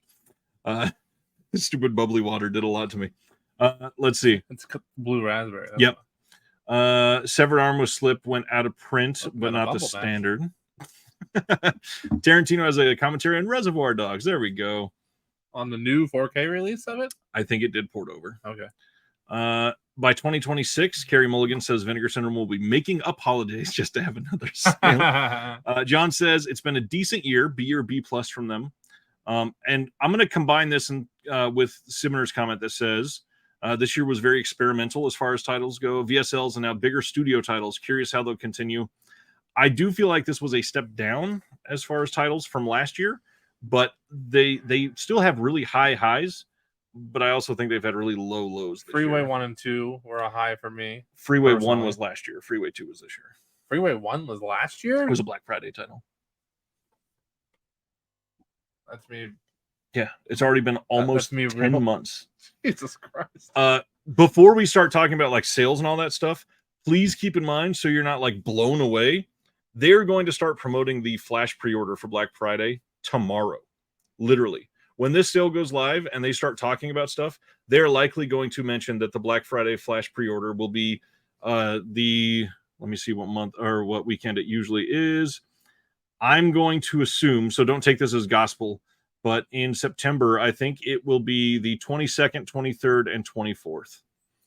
So they will likely start talking about that literally tomorrow. But I'm okay because I'm a subscriber. Yes. Except for like VSUs, VSLs, VSAs, right. VS12s. Let's see. VSWs. David Lash says VS seems to be spreading themselves too thin. Can't get a response within a month. They are hiring warehouse and customer service people right now. Sandro wants to know who else is frustrated with the VS checklist. I know I am. They used to be great, and then the format they changed them to, not real good. I've actually never used them. Oh, to BH. Terry says, I think that since this is their 10-year anniversary, I feel that we will see less of this from VS in the next few years. I hope so. I hope you're right, Terry. because it's a little exhausting, TBH. Sibner says far too many partner label titles at one time, but the cost is far better than Severin as long as you're not subscribing. For Vinegar Syndrome titles, yes, but I think that I don't know. My focus has primarily been the partner labels this year, and I don't think it is too many partner labels. I mean, in terms of like the months where it's like, holy shit, I want all these, right? Then that's a little exhausting. But it really gives you a lot to choose from, and they're so different. You got a couple that are focusing on SOV. You got a couple that are like focusing on like old, kind of like weirder titles. Some are focusing on new stuff, like Give Me Pity just came out, and that's a brand new title from last year. So I think it's a little bit of everything, and likely not everybody's going to want all of them. I like that it's kind of giving you a lot to choose from with how many partner labels there are, personally. Yep. Let's see. Robert Hernandez, VS stopped using some of the artists. Not sure what's going on behind the scenes over there. You know what? I didn't think about that. But now that you say that, yeah. There is it Earl Kess? I think he has not been doing many of the Vinegar Syndrome titles. Good call there, Robert.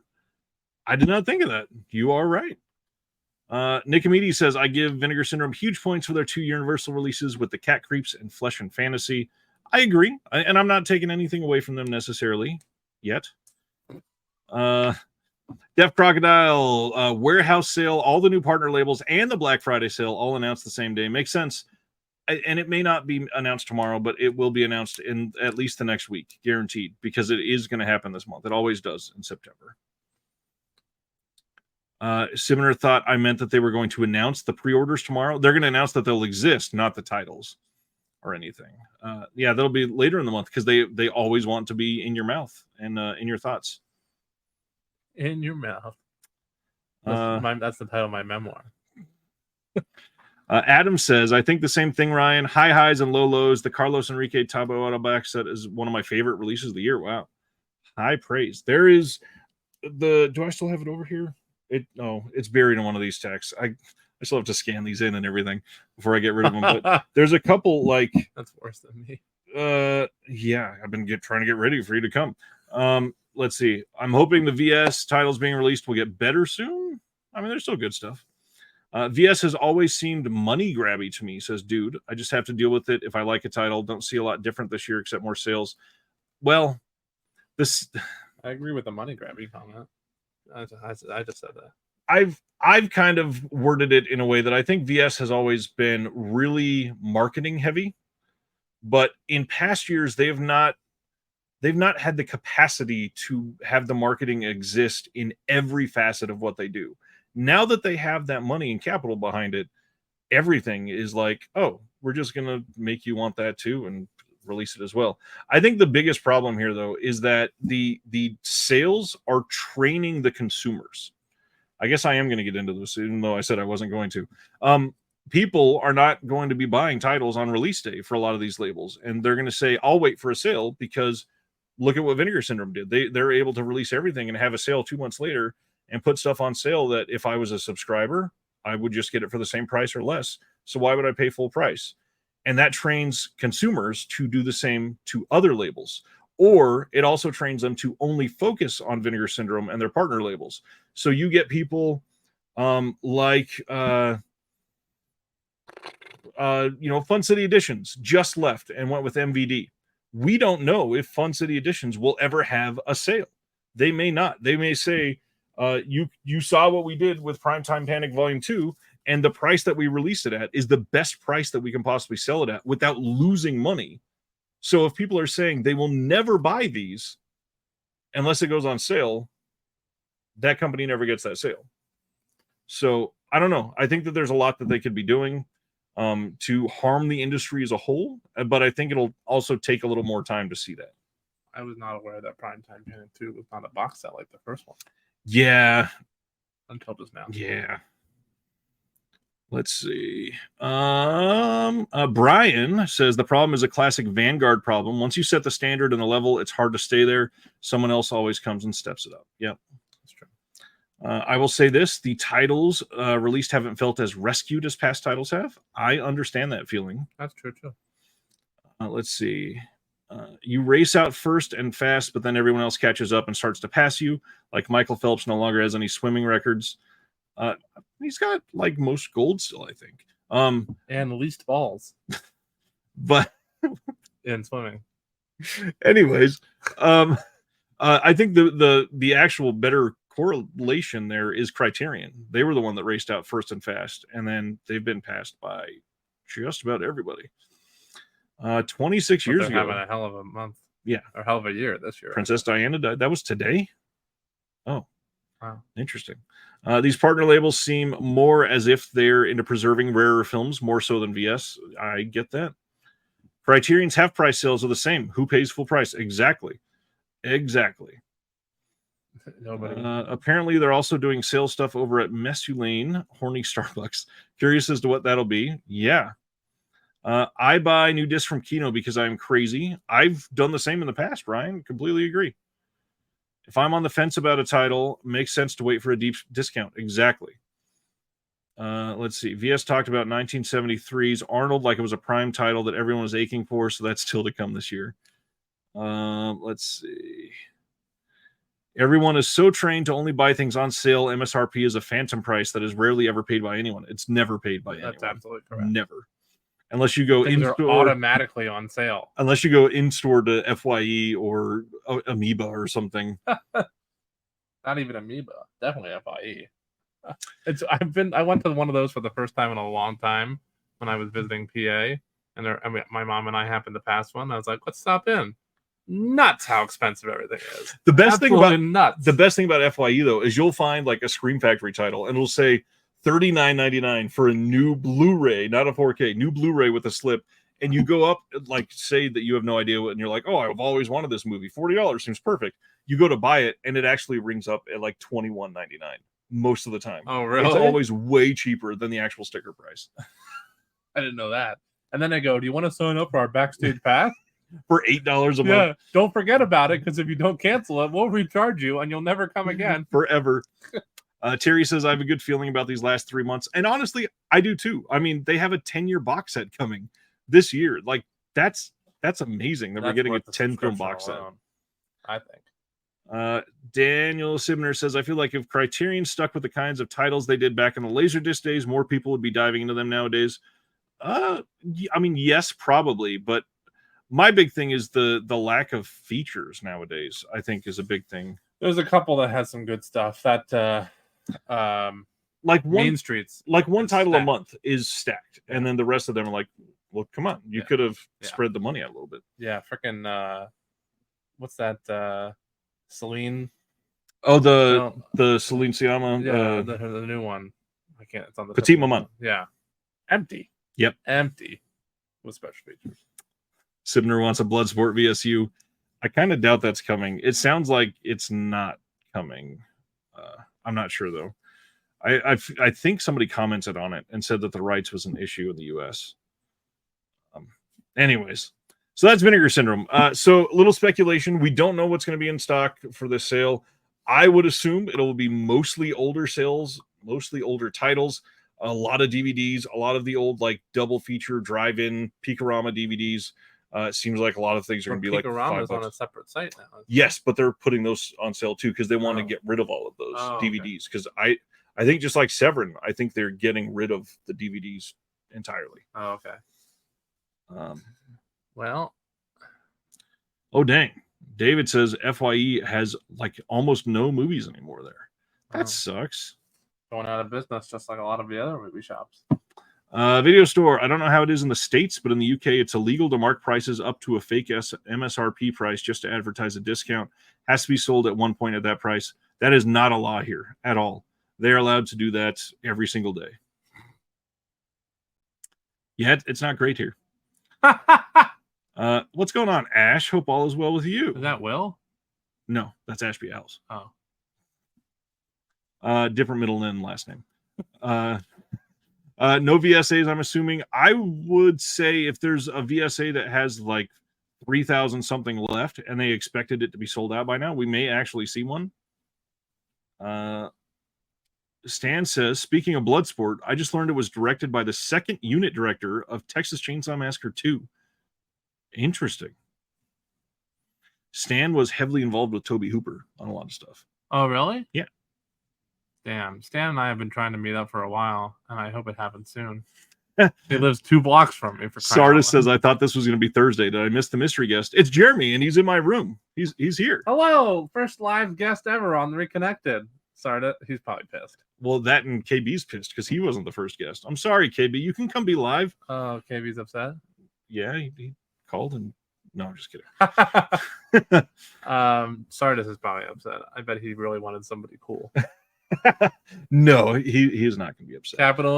Capitalism in America. I don't know what that first sentence was, but it was funny. Capitalism. Capitalism. Let's no, see. John makes a good point. Live in St. Louis. No, we're in Kansas City. Greetings, Sardis. That's not Jeremy. That's the new Megan doll. I wish. I don't. Wanted to highlight. You don't want a Jeremy doll? No. Oh. I don't want to be accused of anything.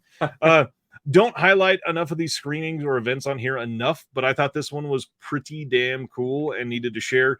Severin and the I Like It Spooky podcast are teaming up to present a double feature of Next of Kin and Strange Behavior at the Galesburg Orpheum on October 14th at 7 p.m. The only thing about this that's super special is that Strange Behavior, which was put out from Severin as the title Dead Kids, was set in Galesburg, even though it was filmed in New Zealand. They've never been to Galesburg in the U.S. This is hilarious. And the film is never played in Galesburg. So they're going to take it and they're going to play it. And that sounds amazing. Where is Galesburg? I think it is in the upper Midwest, like South Dakota or Illinois, something like that. I don't remember. Huh. It's nowhere near me. That's all I remember. Let's see.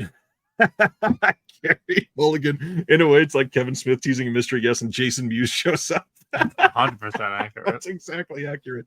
But at least it's like if you'd never seen Kevin Smith and Jason Mewes together and finally they were. Yeah, in the same room. Yeah. And I'm also high as a kite like Jason.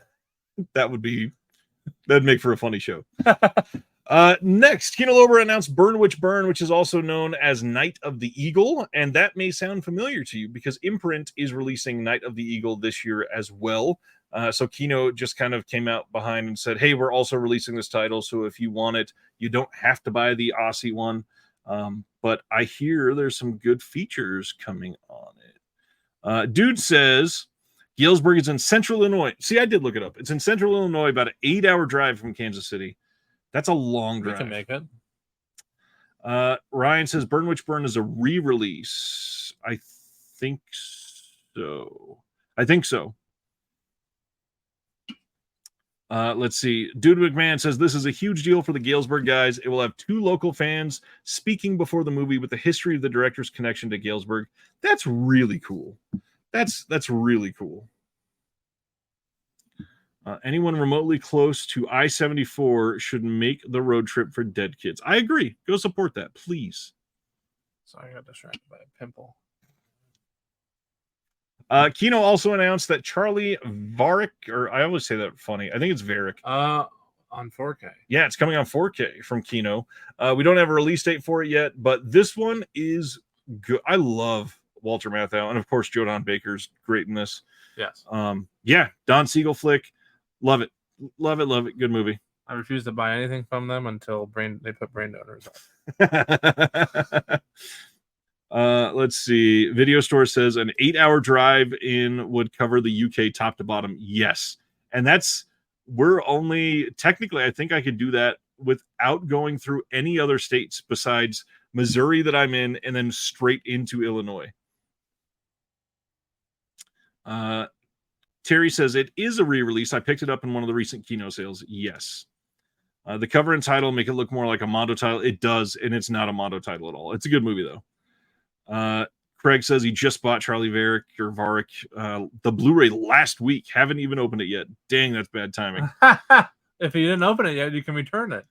Dude McMahon looked it up. It was only a 5.5 hour drive You'll buy my ticket. I would love to come to so many of these events. I think Chicago is 8 hours for me, if I remember right. Something like that. All right. Next up, we only got a few left. God, this is so weird. The 18th release of Terrifier 2 came out last year, and it's getting another 4K steelbook. This time from a Walmart exclusive 4K steelbook. But the crazy thing, they're actually adding new features too. I think it's the cast and the director is getting a new Q&A or interviews that are being put on this. It's an okay looking steelbook. Like, I know a lot of people like this art, but it hasn't even been a full year. I'll buy it for the new interview. TBH. Why? Don't support that. How else am I gonna watch it? You don't. Sarda says, how long is Jeremy staying? He is staying until Monday night. He leaves on the holiday. I do. I was expecting Ryan to cook some burgers. I'm not making burgers. I've already told him, and he keeps wanting burgers. Can you convince him, everybody? Walmart is also releasing an exclusive steelbook of RoboDoc, the creation of RoboCop, which is long in process documentary that's been being worked on for quite some time. It's finally getting released. This was a Kickstarter thing like 6 years ago.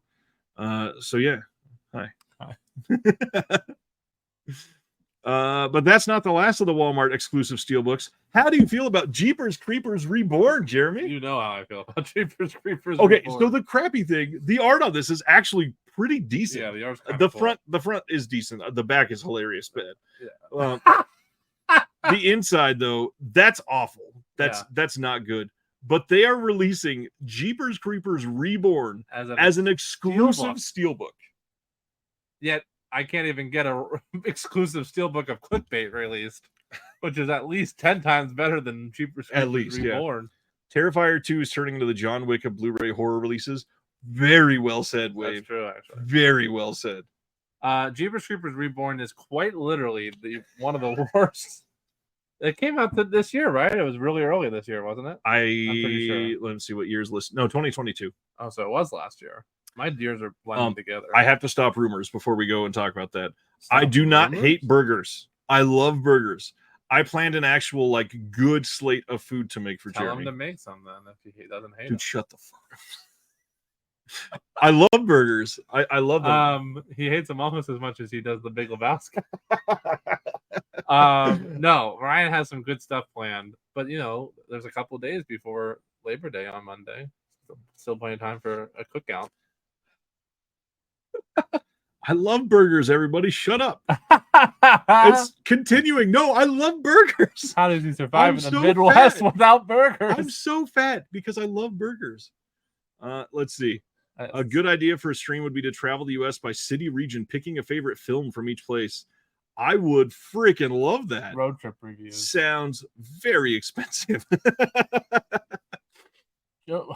Zombies Ate My Arm. Showcase that one. It's not even the worst Jeepers Creepers movie. It's like one of the worst movies of all time. Right. It was so bad. But I got to highlight Simner's I actually saw it in theaters. because this is so true. Well, it's not the worst thing to come out of the Jeepers Creepers series. Wink. I mean, Wink at least the director didn't, that we know of, harm anybody on set for this film. You know what's really funny? I don't know if I told you this. That's a weird segue after the phrase I just said. You know what's really funny about the director that's a pedophile? CD Trader got one of the super rare out of print copies of Clown House a little while back, like a couple months ago, and whoever sold it to them, because it hadn't been packaged up yet. It was behind the counter, but I go behind the counter and look at the new releases when I go there. And I opened it up, and whoever had owned it, that sold it, had a little sticky note in the little clippies that said, "Out of print due to the director being a child molester." The sad thing is, I wonder if in the DVD case put that in there. No, they didn't, because I showed the Jack, and he was like, "That would have been funny." He was like, "Oh, I didn't even see that." He said. Craig says, "So enjoy the first Jeepers Creepers. So sad the franchise is so bad." Yeah, it's pretty bad. Well, it has a unfortunately the bad stigma attached to it. Number one, That was almost terrible. And number 2, they have gotten worse and worse and worse as they go along. I gotta be honest, I like- I've not seen the third one or The Reborn. third's I really don't bad, want to too. see either one. Yeah, of them. third's really bad. Good night, Brian. Sleep well. Glad you could hang out Bye, tonight. Brian. Zombies Ate My Arm says 3 is a masterpiece compared to Reborn. That's true. Am I taking Jeremy miniature golfing, or are we going to a film together? We already went to a film together. We saw Bottoms today, not today. Join our OnlyFans.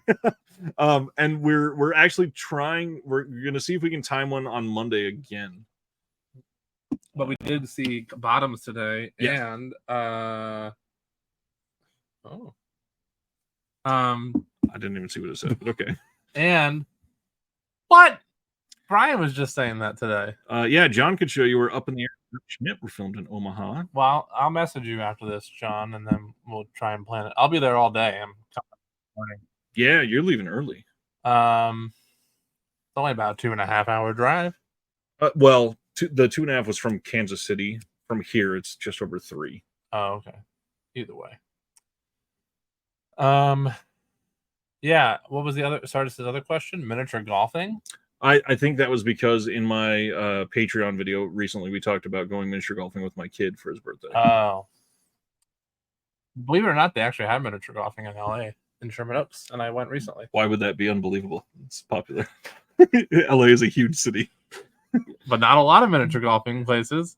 Sherman Oaks is the only one I know nearby. That's weird.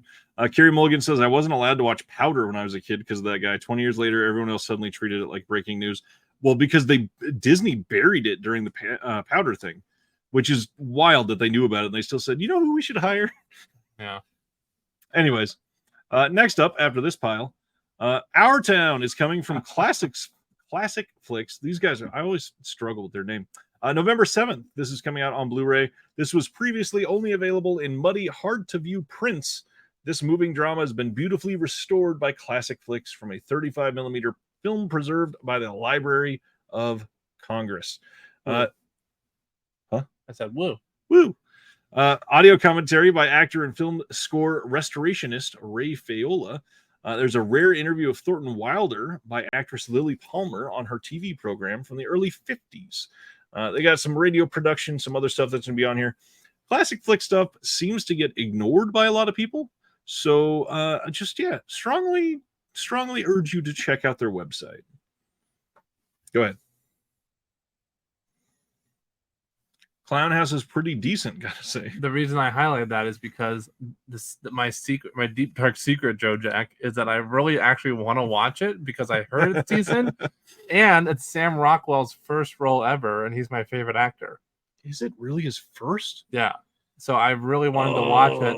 I really wanted to watch it for that reason in particular, but I also don't want to support it. So it's really tough. And the only way to watch it is with the out of print expensive Blu-ray that you would buy and support the pedophile. So is the mini golf you're talking about on Sepulveda? Yeah, it's the one that you can see from the 405. It's got batting cages. Yes, it does. Does he? Who's New World? That is Ryan from the New World Pictures podcast. You're in LA, Ryan? He's also in the Discord. Oh, what's your name in the Discord? His name in the Discord will be pointed out to you later. I think it's NW. I think it's NWPP. Oh, something like that. Does it predate Ninja Turtles? Are we talking about Clown House or Our Town? Clown House. Clown House definitely predates Ninja Turtles. Yeah, Selva is not in jail these days. No, not at all. Ryan is in North Hollywood. Oh, hell yeah. I'm in Sherman Oaks, baby. Nobody ever has repped Sherman Oaks like that before. Kino Lorber is releasing Gator with Burt Reynolds. That one will come on November 21st. We'll have a new audio commentary with Steve Mitchell and Nathaniel Thompson, just like the other Reynolds picture we talked about a minute ago. And this will come on a 50 gig disc. And they thought that was a special feature and decided to share it.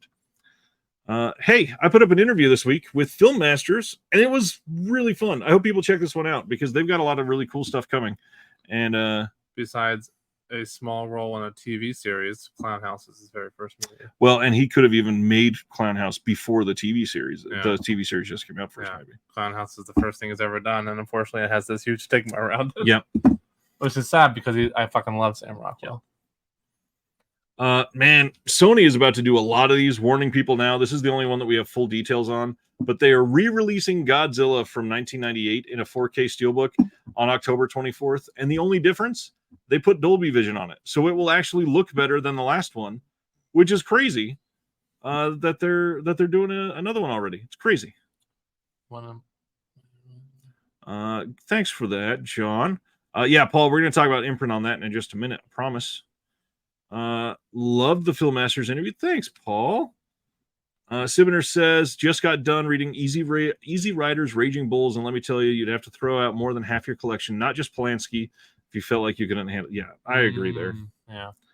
Will has an early morning, going to sleep. Take care, everyone. It's Will. Enjoy your sleep, Will. I will. I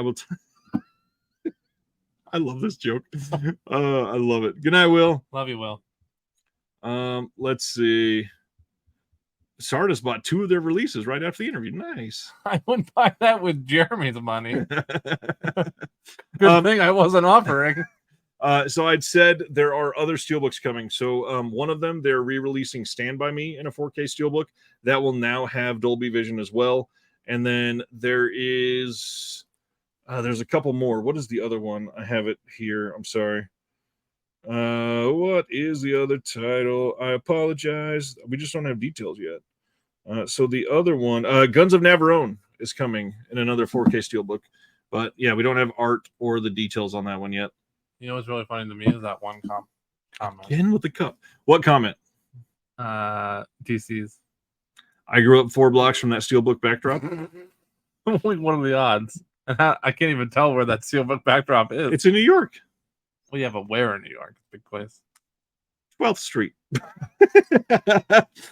All right. So I'm awful with self-promotion, but I have to do a lot of it right now. So please deal with that. Oh God, I'm not booking a Salva interview, Carrie Mulligan. Wow. You probably could though. She's right. So next week is going to be pretty big for the channel. We got some big stuff happening. Mondo Macabro, Jared Hunter, is going to be here live on Tuesday night, not Thursday. And Chris from They Live by Film is going to be here as well. We're going to be hanging out, talking Mondo Macabro for a couple hours. We're going to be announcing their 2 titles that are about to be released. Those will go on sale on, what is the date? Scooby-Dooby-Doo. Where are you? Those will go on sale, I believe, on the 14th. Zoinks? I don't know why I got the Scooby-Doo song in my head. But then they will be shipping out like the following week. So we're going to be revealing everything, the art, the titles, the synopsis, the features, everything on these. And then on top of all that, I really want to highlight one part of this. We are giving away a full Mondo Macabro Halloween 2022 complete package, brand new and sealed, meaning the Bollywood Horror box set, the 4K of Dr. Caligari, everything, all that came out last Black Friday. And not poking fun at Jared too much here, but it's the titles that everybody got in like March that they ordered last year and during the Halloween sale. So it's a big package. It's a big package. Lots of Freudian slips tonight. Sign up for our OnlyFans. There is a lot in this, and like that Dr. Caligari alone is going for like $200 on eBay right now. It's crazy. So if you want in on that, the one in the box, the hard box. No, it's a slip for. It's their first 4K, and it's in a slip. That one. Yeah. It is. So I also got the other recent. Oh, that was a Eureka. Sorry, Eureka. I'm thinking of Eureka. Let's see. Huge deal to get the release info on the show. Excited to watch it live. Have I ever done a show with them before? I did an interview with Jared before. During a video where I actually highlighted my entire collection and did a guide to Mondo Macabro. So it's actually pretty sweet. Yeah, I will link that video later. But yeah, next Tuesday, watch that live, 9:30 p.m. Eastern, 6:30 p.m. Pacific. We have some questions here. Let's see. Blah, blah, blah. Is this going to be a trivia contest? No. And can anybody apply for that contest or US only? It is going to be anybody. And the bigger deal here is you don't have any of the details on how to enter. We're putting that out tomorrow morning. Basically, I will tell you now, It is going to be, you have to subscribe to The Disconnected on YouTube. You have to subscribe to They Live by Film on the podcast provider of your choice, and follow Mondo Macabro on any social media platform, and send a screenshot proving all three to me, disconnectedmedia@gmail.com, and you will be entered then. Also, we're doing more than one giveaway. So the more that, if you're like, maybe I should enter, maybe you're not, Jared's finding some old limited edition red cases to donate to giveaways. This is going to be a big deal. So please, please, please, please come out. There are going to be multiple winners, but one person is going to get that whole package from Halloween last year. That's a big deal. One person is getting all of those, and then there's going to be some secondary prizes. I'm entering, but it's not rigged. It is not rigged at all. Let's see. You keep saying OnlyFans like you get more than one. Isn't that the same name of this website? It is, but it's a joke. I don't like it. Yeah, sign up for Jeremy's OnlyFan. Yeah. Is it a contest? It will be a random drawing. Do they have a big catalog? I only have 5 from Mondo Macabro. They have on Blu-ray like 40 or 50. But then on DVD, they also have like another 40 or 50. They've done a lot of stuff. Mondo Macabro has been around for decades, literally. It's crazy. Let's see. The Fear Too from much Mondo. to do. I said too much to do. I guess I will pass. Sardis. Come on. Too much of a hassle. Fear from Mondo is the release of the year from Adam. Blood Spattered Bride is a good Mondo Macabro release. We're going to talk a lot about that. Like, what are good must-get titles from Mondo Macabro? Oh, of course, right below that, Michael is saying, what's a good must-get title from Mondo Macabro? I will say, I'll give away one of the things that we're going to talk about. What got me into Mondo Macabro originally, that was a weird way to say that, was what is the title? Panic Beats. No, but that's only because you can read that one from there. Why can't I think of it? It's the full Lizard in a Woman's Skin. Lizard in a Woman's Skin is a great movie, and they do so good. Sardis, you don't need to do photos. You take a screenshot of being subscribed. That's it. So easy. Subscribe to what? To me on YouTube, the podcast, and then follow Mondo Macabro on any social media. Oh, great. I'm already done all that. There you go. But that's not all. Next week is going to be huge because on Thursday, Craig from Deaf Crocodile, who's in the chat right now. Hi, Craig. Hi, Craig. Craig is going to join Will and I during... Who's Will? I got to ask for that one. He's going to join us live for Reconnected next week, and we're going to be revealing three upcoming Deaf Crocodile titles, and we are going to be doing trailers for all 3 of them even during the show next week. They all look incredible. I can't wait for you guys to see these. It's going to be a really fun time. We're going to talk to Craig, do some Q&A about some of the movies. You can ask Deaf Crocodile questions. He will try to answer. Craig is like a god with restoration work, so make sure you come bringing those questions. Craig was involved with Cinelicious and with Arbalos, so anything about any of the titles that he worked on, he will be happy to answer. It's going to be a kind of incredible week. Next week with Will is going to be a lot of fun. Yeah, I'm excited. Not to surpass your first live Reconnected guest. Oh, it might.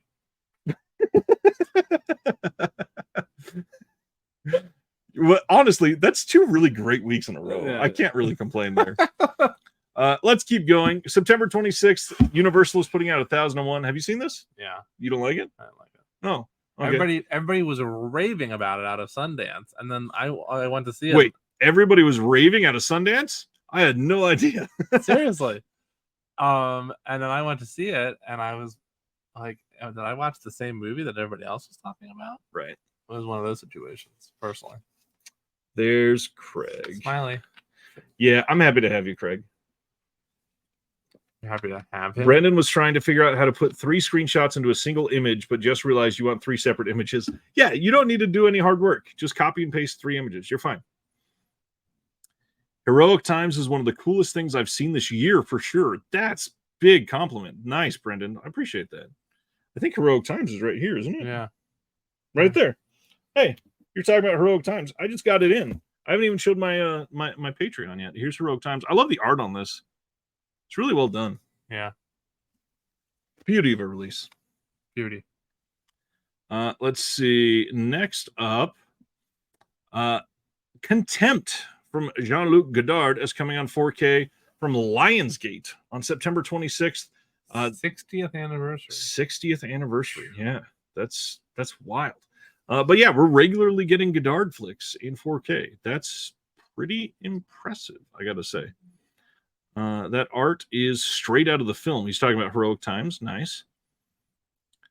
Screenshot of subscribing to you on IG or YouTube. Sibner, a screenshot of subscribing to The Disconnected on YouTube. Subscribe to They Live by Film wherever you get your podcast. Take a screenshot of that. And then follow Mondo Macabro on any social media. Put all three of those in one email to disconnectedmedia@gmail.com. Yes. That's it. Next up, Creepy Crawly is coming from Wellgo USA. And I got to admit, I really want this. Have you seen this one yet? Oh, I like the cover. You've seen it? No, but I've heard that it's really good. And I also like Wellgo USA does really good like modern Asian horror things that nobody else releases. Oh, okay. This one sounds great. It says, when travelers arrive in Thailand during the pandemic, they must quarantine for 14 days at a hotel run by a secretive manager and staff. As guests begin disappearing, the group is left to wonder if local urban legends about a terrifying creature are true. And then this gets wild. But no one is prepared for the shocking horror of a 100-legged monster creeping around the hotel, possessing victims and spawning an army of deadly centipedes. Wow. That sounds really fun. It does. Let's see. How do I do an email? That's great. If you're old enough, back in the 70s and 80s, they made wax packs with gum of collectible cards for movies. We're making them like that. Interesting. Post the links for all of this below, please. Okay, I will help you out in the Discord, Sardis. Yes. Le Mépris 4K from Lionsgate. Yes. Gosh, the wax packs, that gum was always awful. Next up, Snow White is coming on 4K on October 10th from Disney. And this is a big deal. It's the same team that did the Cinderella 4K earlier this year, and that 4K is stunning. So this will probably also be stunning. There are some people that were incredulous when this got announced, wondering, was it going to be awful? Why is Disney doing this if they're not going to support it? Yeah, this is one that if you love Snow White, you might want to check this out. It probably will not have many new special features, but yeah, 4K for a title from, was it 1937? Yeah. You know which Disney movie I'd love to see get a 4K? The Jungle Book. No. Hercules. Yeah, I can see that. That's my favorite one. That's a good one. As a kid. I liked all the different monsters. The tornado monster and the lava monster. Tony has to order this one from the US. Yeah, fucking Disney. Wave says, The Nightmare Before Christmas and Cinderella 4Ks were so good. Love this effort for restorations. Agreed. I'm getting texts from many people now. Kino Lorber is releasing Neon City with Michael Ironside on November 14th. This gets new commentary from the director, Monty Markham, moderated by Black Mansion Films producer Heather Buckley, who is great. And then they scored a new interview with Michael Ironside. That's really rad. I'm stoked that they got Ironside to come in and do an actual interview for this. Will Snow White still have film grain? Yes, Cinderella did, and it looked incredible. Yeah, this is cool. I like the Kino's doing that. All right, so Imprint wanted to get ahead of a couple people maybe purchasing from other providers, and so they announced that they are releasing Antichrist from 1974, and then wasn't this a Kino release? This was a Kino release, yeah. Oh. And then they're also doing a film focus on Burt Reynolds, which will have White Lightning, Gator, and Hustle. So if you were looking at those from Kino, you may want to hold off if you collect Imprint or would rather have a box set, even though it will probably be kind of pricey compared to the Kino ones. But hey, they do pretty great stuff. So I'm glad they're still doing it. Yes, agreed with Wave there. Michael says, when I was growing up, there was a series called The Mighty Sons of Hercules. Wish they would put that out.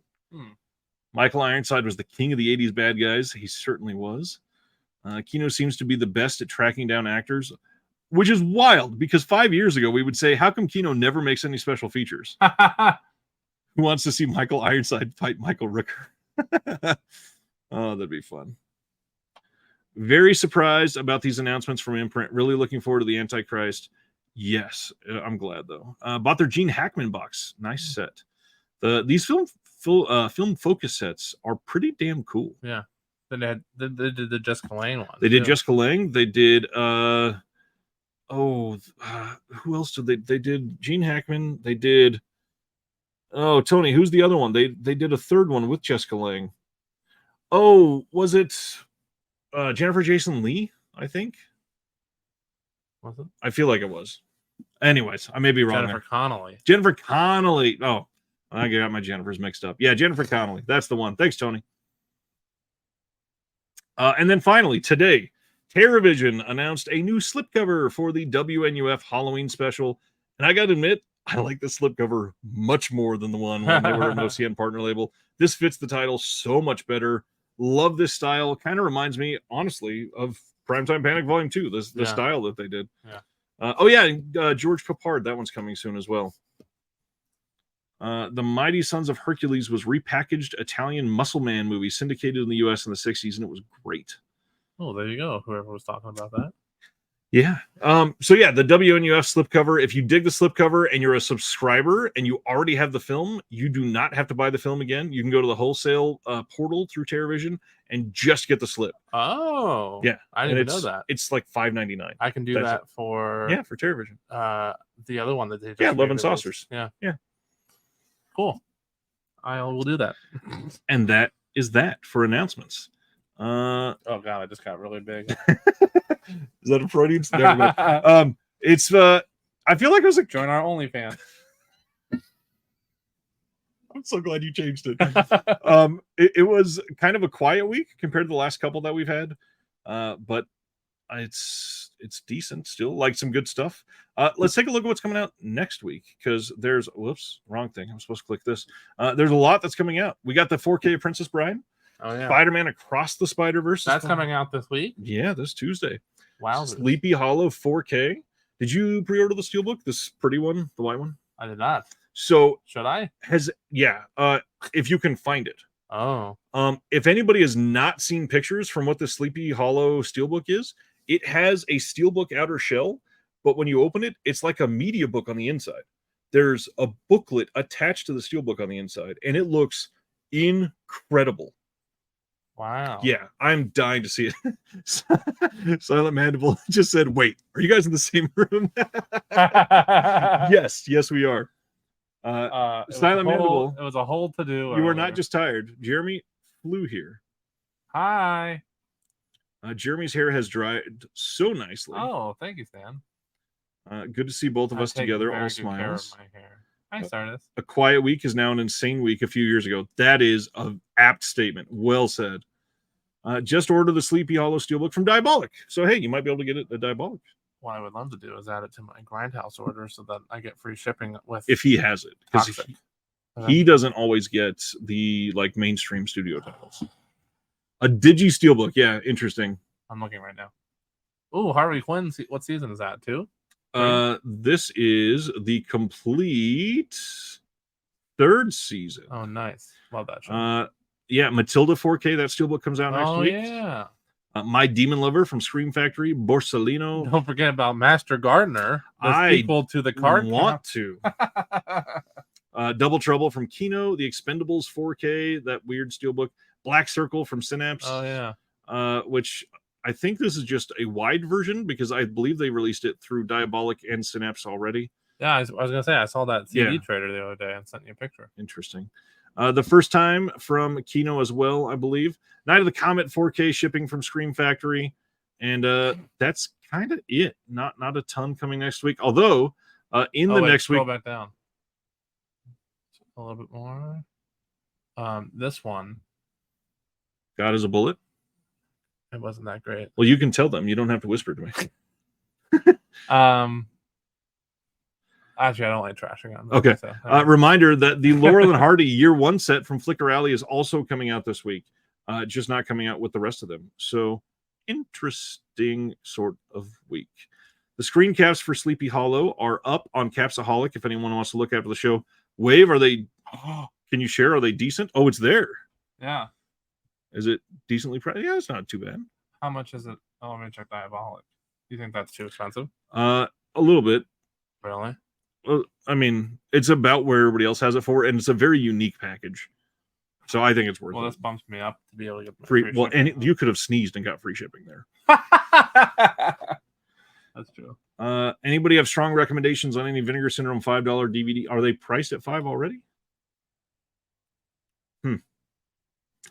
Gary Mulligan says, I thought Master Gardener was pretty good until the dopey end. Yeah. I hated the card counter, so I know I'm gonna hate it. Yeah, Ryan hated the. That's why I brought it up, Carrie, because he's hated it. They look just okay for Sleepy Hollow, not the best, but 10 times better than the Blu-ray. Ouch. That hurts. That's a good movie. I like Sleepy Hollow. Yeah. If you're saying I should get it, then I'll get it. I mean, it looks like an incredible package, and it's a solid upgrade. The Blu-ray looked awful. Here, I'll check Diabolic. You've got so many open tabs just of stores with carts full. I'm glad that you're seeing that firsthand. Finally, I've told you about it. Sleepy Hollow is on Diabolic for $34.99, more than Grindhouse. Everybody's doing your research for you right now. Isn't this amazing? It's like what you do to me, but on a global scale. Meanwhile, I'm doing it also. Yep. Thanks, Def. Just mostly slow compared to everybody else. I appreciate everybody. Thank you very much. All of the DVDs will be $5 tomorrow. Dang. Brad Henderson's watching too. Oh, hey, Brad. Hey, did the hurricane actually hit you? He said my great cousin was a stunt double for Hardy. Interesting. Brad, I was very sad to hear that apparently the hurricane's supposed to circle back and hit you a second time. They're speculating. I don't think that's confirmed yet. Oh, okay. Like nobody asked the hurricane. Nobody asked it. Yeah. Hope you're well, Brad. Yeah, me too, Brad. It's most people in the Discord seem to think that it just kind of came with a whimper. Jeremy being there should free up my phone. Yes. Although you also like texted me when I was in my room this morning. You called me. Yeah. It's still happening. Well, in fact, it might be worse right now. Whoa. Brad, when the hurricane was supposed to hit LA, and it did, all it was just a downpour of rain. Really, it wasn't as bad as anybody was speculating. So I hope that's the case for you as well. He says it was not a direct hit where he was. Jodiac says, Brad, what's your favorite drive-in collection release? Oh, and he barely got anything. That's good. I'm glad. I know you were really preparing for it. All right. Are we ready for our discussion tonight? Orbit doesn't even have it. So I'm going to get it on Grindhouse, and then I'll be able to pull the trigger on. Orbit doesn't have it for pre-order. They don't have it in stock yet. I'm just going to do this. Yeah, that's the smartest thing. Okay, great. I'll do it when we're done. Good choice. Are we ready to talk? I think so. Or is there anything else that you wanted to share first? Just that I'm very honored and excited to be here. Jake already sent his Mondo Macabro entry. Nice. All right. We are pulling up. So our discussion, like I said, are we starting at the beginning or at the most recent when we do this? What do you want to do? Maybe most recent. Okay, so we'll start at Everything Everywhere. Yeah. Okay. Brad says the Double Vinegar Syndrome DVDs. Yes, the ones that are going to be $5. Sadly, it's out of print, but the one with Savage Water, yeah, that's been out of print for a while. All right. I am going to go get more water before we dive into this. Cool. And now I have to vamp again. I'm glad Brad's okay. This is wild having somebody in person for this. Yeah. Thanks everybody for hanging out tonight. Jeremy will be right back, and then we're let's go into what the discussion is going to be tonight. I said it earlier, but we're going to do titles that won the Best Picture for each year since 2010, and what we think should have won Best Picture. Doesn't have to be nominated titles. Doesn't have to be anything. It's just what we think should have won. There's 1 or 2 years that I think we're going to think they got it right, but that's probably going to be it. In Search of Bigfoot and Cry Wilderness is another one, says Brad. So all of the DVDs are going to be $5. Need to get all of my guests on one of those hamster water bottles. Hit that like button. Cool Cat, says Brian. You're amazing. No question for me that Everything Everywhere was the best film of last year and really makes me happy that won a record number of major Oscars. We're about to talk about that because Jeremy agrees. I will spoil that now. Jeremy does agree. I sort of agree with a caveat. Oh God, The Nightingale is so good. Carrie Mulligan, why do people hate Last Night in Soho? If you're out there in the chat and you hate Last Night in Soho, what do you hate about it? So many people are anti that movie, and I think it's because they build it coming as Edgar Wright's first horror movie, and it wasn't really a horror movie. But I'd really like to know why people didn't like it because I thought it was pretty damn good. I loved it. I thought it was a beautiful picture, really well acted too. Love the music in it. Everybody enjoyed it. I love hearing that. That's even better. Portrait of a Lady on Fire, says Ronnie. Nice. Stan's his Last Night in Soho is terrific. Fight me. Loved it up to that point. Oh, you didn't like the ending? Interesting. The script and its twist are college level. Well, I could. I don't know. Wow, out of print prices are nuts on eBay. Savage Water goes for $135. And don't forget, I think that Savage Water also had a double feature Blu-ray. Am I remembering? No, it did not. I'm thinking of the Frozen Scream one. I think it's not the Edgar Wright type of film, but it's a different genre. Interesting take. KB, you need to come do a live one now. It's so different being in the same room. I got a bottle this time. Is that going to be better for some reason? Well, I remember I almost spilled it twice. Yeah, so now it's thinner and it can easily fall over better. But with a little. Oh, touche. It really didn't need that cheesy twist ending. With inflation, 3 shade. It was a pretty quick comeback, I got to admit. All right. We're going to talk about films that should have won the Oscar for each year. First up, we're going to talk about this most recent year, and we have that down as the 2022 films. So the year that we name is going to be the year that the film's released. So the year of the Oscar ceremonies, the year following what we're going to say. So this is for 2022, and Everything Everywhere All at Once won. Jeremy agrees. Ryan knows that I always wear a themed shirt for our shows. And somehow I forgot. Just didn't because even I'm notice. in person doesn't mean I'm not doing that. Oh, man. Where's now going? Sam is here. Sam says Last Night in Soho was awesome. Watched it for the first time last month. Nice. That's a good one. And Stan says you're not drinking the Axe body spray, are you? No. This is actually a bottle of water I got from the airport before I flew here. So Everything Everywhere All at Once won for 2022, and Jeremy thinks it should have won, correct? That'd be weird if after all that you're like, no. Yes, I think the right film won last year. So here's my response.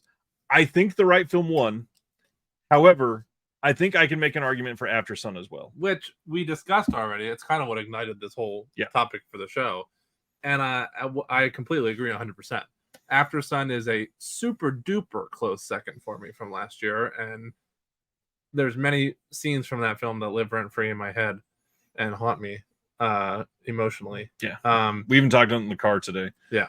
So it's a very close second. Paul Mescal is incredible in it. One of the best child actors of all time. Great score, haunting script. Like the script itself is so well done. Writer directorial debut from Yeah. Charlotte Wells. Yeah. I told Ryan earlier, one of the best child actors I've seen in like a decade. Yeah. From Frankie Corillo, I believe her name is. That sounds right. Incredible ending. Like the last shot sticks with you for so long after that movie. Not much else to say. If you've not seen it, A24 put it out. It's amazing. Honestly, A24 did Everything Everywhere. They had a banger year last year. Mubi released After Sun in the Yeah. UK, so check it out if you've not seen it. And A24 put out their own version as well. The special edition, the site exclusive Which thing. is a gorgeous release. Okay, 2021. Do you want me to go? Do you want to go back and forth on who goes first, or do you want to go first every time? No, we can go back and forth. Okay, 2021. The actual winner was Coda, and I went back and forth on this one. Did you? I did. I didn't have an amazing pick either. Brad says Top Gun Maverick should have won last year, and Paul says I kind of wanted Tar to win. Brad's one of those. Tar was great. It was in my top 10. For 2021, like I said, Coda won. I really think Red Rocket from Sean Baker should have won. Mm. I loved Red Is Rocket. that what you officially chose? Yeah. Beautiful film. Yeah. Great choice. You've never talked about Red Rocket with me. What do you think of it overall? Because there's I think it might be it might be his best. and it doesn't get the love that Florida Project does got. not. I don't get it. No, it's terrific. I saw it at the AMC at the Grove, and him and Simon Rex did a Q&A. Nice. Yeah. If you've not seen it, Red Rocket is incredible. The Sean Baker style of filming, like the Dogma 95 Day in the Life type of films. Oh my gosh, I love it. It's the reason I desperately wanted him on the channel, and I was able to interview him. He is an incredible person, and the style that Red Rocket brings with it, it feels like nobody in the film is an actor. Simon Rex doesn't come across as somebody that he plucked from MTV. Don't forget his Dirt Nasty rapping career. With Mickey. I will never remember the name. I can't remember his name. The other guy. Good call, Video Store. Also loved Zola, and that should have had a Best Screenplay nomination at least. Yeah, absolutely. You didn't love Zola? I loved Zola. I thought it was all right. It's so chaotic. I do agree with R133. That's Ronnie. Ronnie. Drive My Car should have won in 2021. Is that your pick? pick? Okay. But it's a fantastic film, and it's easily could have won, and I would have been happy. It was in my top 10 for that year. Stan says, I think that Pan's Labyrinth got ripped off by not winning Best Foreign Language Film, although Counterfeiters was worthy. 2021 was a fairly weak year, says Video Store, but my own favorite was The Card Counter. Oh, man. Now we can both dislike Oh, him. man. Someone needs to explain why a Best Picture winner never got a U.S. physical media release from Coda. Yeah, that's true. That's streaming services suck. They sure do. Period. They sure do. All right, what's your pick, sir? I'm very curious to see this. So I was talking to Ryan earlier today. My actual favorite piece of media from this year, was Bo Burnham's Inside, which is same here, monumental. Can't be classified, I guess, technically as a movie, and therefore cannot really ever be considered at the Oscars. So it didn't seem right putting that. So I said, and I have an honorable mention for this one because it was a real toss-up for me. Yeah. My pick is a very underrated film that would have never gotten recognized. Is it this one? No, Pig was great though. This was my second choice. Brad Henderson says Pig. Pig was great. Pig was my second choice. Mine is 9 Days, which I loved. With, I don't think I've seen 9 Days. Zazie Beetz. I've not seen 9 Days. I heard it was good. Sarsgaard is in it. And the main guy is what's his face? Can't remember his name right now. Good to know. It was a beautiful film, kind of in a similar emotional world as After Sun, as in it had a very similar effect on me a year prior, or 2 years prior, I guess. No, wait, only a year prior. But upon basically what I did was I looked at my own best of list from that year to try and decide what I thought should win Best Picture for this year. Yep.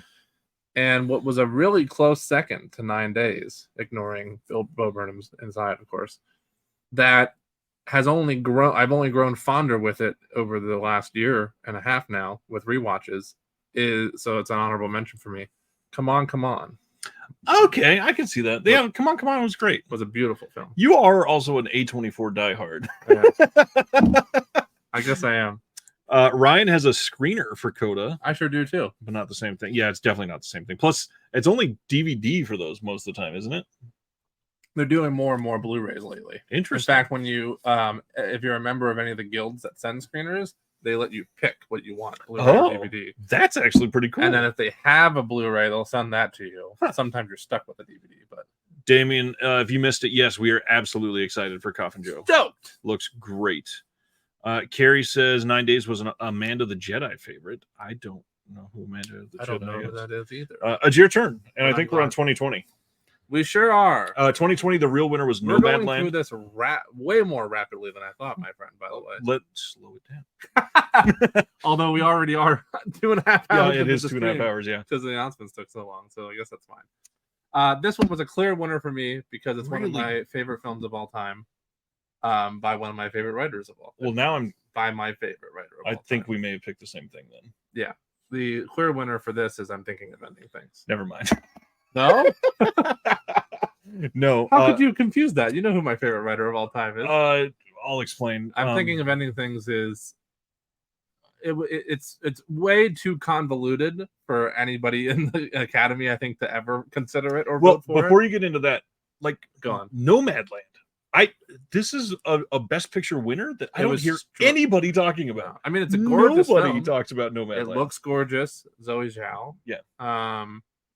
It looks gorgeous. Obviously, Frances McDormand is good. She always is great. Yeah. But it was really kind of weird that won. It kind of was like, surprise. Video Store Nomadland. says Sound of Metal. Brad says Sound of The Metal. Empty Man. Empty Man is super underrated. Hope we get a physical media release from that. Terry says Licorice Pizza for 2021. Now that Disney's putting out some of this stuff, I hope we get a Empty Man physical media. Well, and that's the question. Do they go backwards? because So we'll see. I agree with you, Brad. Empty Man is super underrated and not seen by enough people. Yeah. Okay. I'm Portrait, thinking of ending things. Portrait's great. These are all good choices. I loved Empty Man. I love Portrait. Nobody said the one I'm going to say yet. So I keep love going. Sound of Metal. Yeah. I mean, I think I'm thinking of anything. I'm thinking of anything flew under some people's radar because it was a Netflix drop that wasn't super highlighted. Right. It was, I don't think it was on the main page when it was released. I think whatever else came out that weekend kind of overshadowed it. It's a Charlie Kaufman film. It's very confusing and convoluted. But wow, I mean, an amazing cast. It's only 4 people the whole movie. Yep. 1 location, amazing storytelling, as every Charlie Kaufman film is. It might be his magnum opus at this point. Wow. An amazing Toni Collette performance. The makeup in it's good. If you know what I'm talking, you've seen it, right? David Thewlis. I don't know. I just love anything Charlie Kaufman. Yeah. But it is overlooked, I think. I wouldn't say it's his magnum opus, and it wasn't even in my top 8. You think from the year. Synecdoche is his magnum opus? I'd have to look through the whole list to really gauge them in my head, but we'll see. It wasn't in your top 10 for the year? I don't think so. You need to rewatch it. Well, and the sad thing is, I feel like it was a rough year too. Sibner says that film is brilliant, needs a physical release. The Night Scene suffer with streaming. Was Nomadland the strangest best actress win ever? Frances McDormand is great, but hardly a difficult role to play. Brad says Teenage Badass would be his number 2. Craig says Minari is likely my favorite of 2020. Minari is great, yeah. Carrie Mulligan says Amanda the Jedi is a Oh, okay. I remember the name. I've not crossed paths with her or anything, but yeah, I do know. I recognize the name. Sarah says, "Look at us, Jeremy." Because when you talk, you've been talking to my shoulder. Like I'm talking to you. Yeah. I'll see it. That's one of the casualties. It's a different thing, yeah. I'm glad DC's usually on the same page as me, so I'm glad he liked it and thinks that it deserves a physical media release. Well, what's yours? Craig is on the same page as me. I picked Minari. I think Minari is brilliant. Stephen Yeun is vastly underrated in that movie. He was incredible in that. The emotional dissonance that he brings in the first half of that film, holy hell. Like, he dove all in on that, and you could tell it was like a personal role for him. Absolutely killed it. I thought that everybody that acted around him was good. It was a nice, emotional, touching story. Yeah. Really, really like tangible setting, which a lot of films, they don't have that because of the whole green screen era that we're in. But it was like filming in a dust bowl for many of those scenes. Minari was beautiful to look at, even though it was dirty. It was just like this real place that you feel like you could fall into. Minari was number 8 on my list that year. So yeah, fair ranking. Yeah, not like how you did. I'm thinking of anything's dirty on your list. Well, and that's just going off the top of my head. I don't know for sure the ranking, but yeah, I think Minari is brilliant. So I'm up first now. Ronnie says The Last Black Man was that 2020? I don't know off the top of my head. Oh dang, yeah, I love that movie too. Nomadland was a one-timer. Anything would have been better. I don't remember what else wasn't even nominated that year. Yeah, it's a good to be question. honest. I do know The Father was nominated that year, and I think that might have even been more deserving off the top of my head. Yeah, that's funny, Carrie. Would like to have seen more love for Kajillionaire, but a lot got lost that year. Yeah, the pandemic kind of overshadowed. Kajillionaire was actually above Minari on my list. I love Kajillionaire, and I wish that would have gotten more love. I agree.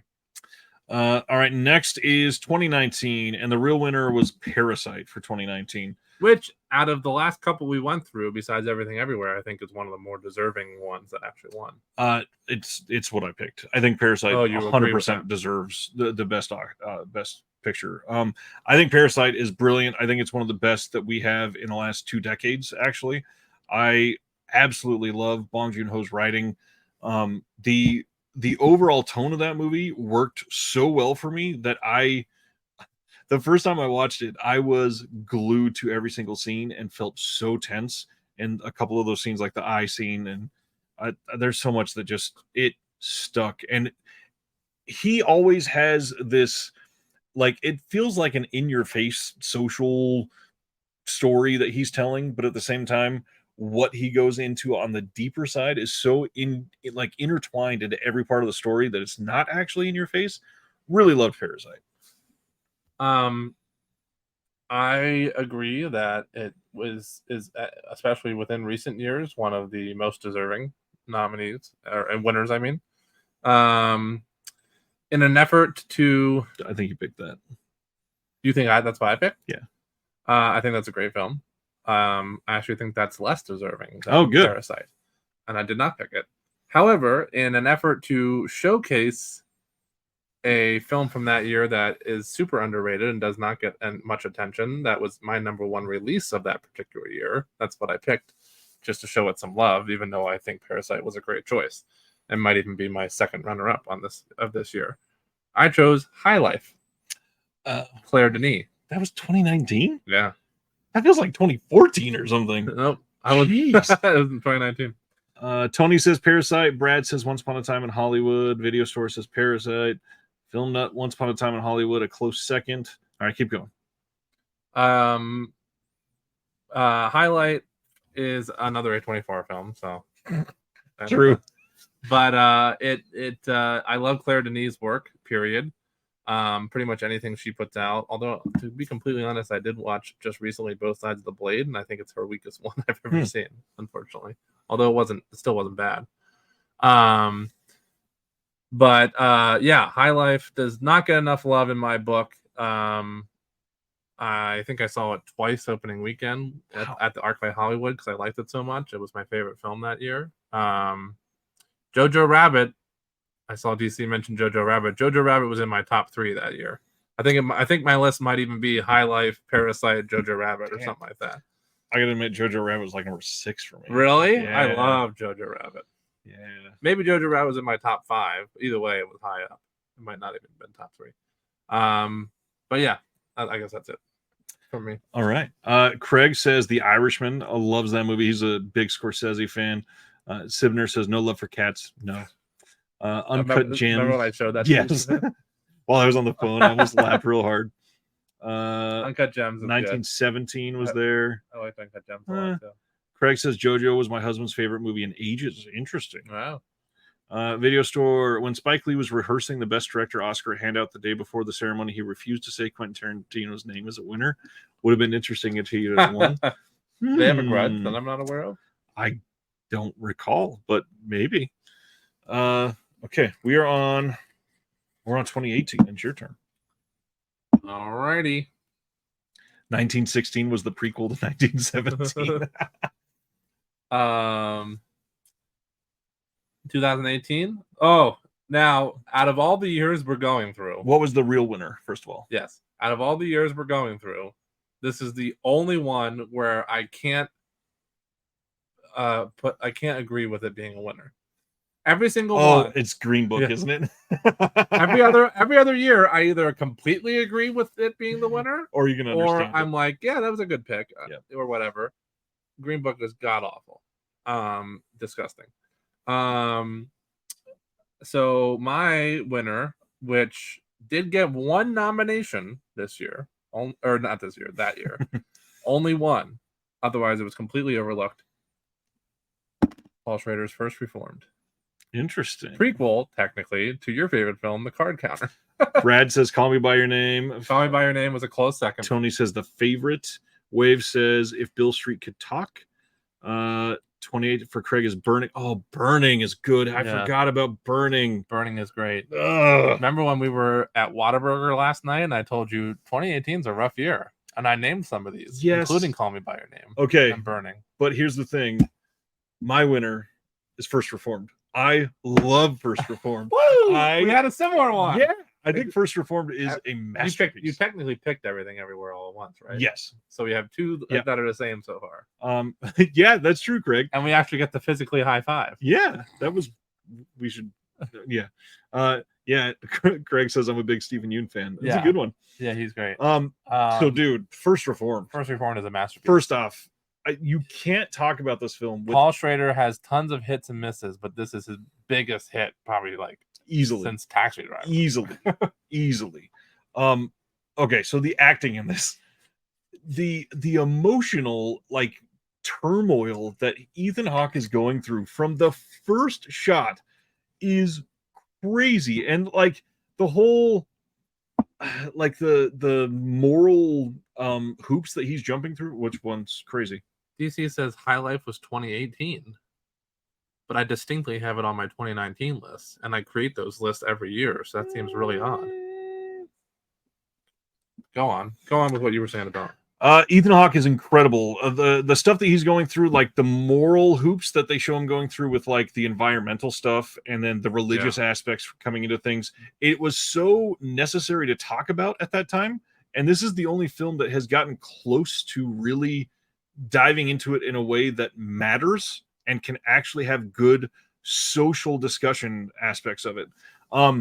I loved everything about every performance in this, but the big thing, that ending was one of the most bold things that they could have done in any of these movies. Like The fact that they let him even get away with that. right, it is crazy what he was able to pull off, and to make it and release it, especially in a country as religious as the U.S. is, was so important. And just It spoke great. on so many things: religion, environmental issues. I mean, mental health. Yeah. Gender Gender norms going across the family. Yeah, there's so much that it talks about. childbirth, like bringing a child into this world, which in this current age and time in society. Brad says High Life premiered in 2018 for festivals. I was and about to that's say the same thing. It was in a lot of festivals in 2018, but its official limited United States release was April 5th, 2019. Yeah. All right, going back through some of the chat because there's suddenly a whole bunch of comments. Sibner says A Quiet Place. Love that first movie. Great. Second one is good, but not anywhere as near good. the first. What's the most nominations you can get? I don't think there's a limit, but Everything Everywhere got a lot of them. It topped it for. Flickering says Roma for 2018. That was on my close list. Yeah. There was another one that was also on my list that somebody said. Call The Me by Your whole Name was great. Green Book win was a fiasco. Yeah, I it agree was a with you. fiasco. Under the Silver Lake, hands down, says Sibner. Under the Silver Lake is it's a great underrated A24 flick. Yeah. The Favorite, I agree with, says Stan. Well, she won. Olivia Colman won that year. Yes. Yeah. You Were Never Really Here. That's a great one. Yep. Really fucking great love Lynn Ramsey. Lynn Ramsey. Yeah. Yeah. Craig has not seen First Reformed. I think you would love yeah, it, Craig. You gotta check that one out. Knowing Craig. some of the stuff that you've said that you've loved, you would love First Reformed. And there's DC trying to prove me wrong. First Reformed is brilliant, says Tony. This is the other one that was almost my pick, actually. I love I think that was in 2018. Or really anything but Green Yeah, Book. that's a good call. First Reformed felt like a horror film at times. Yeah.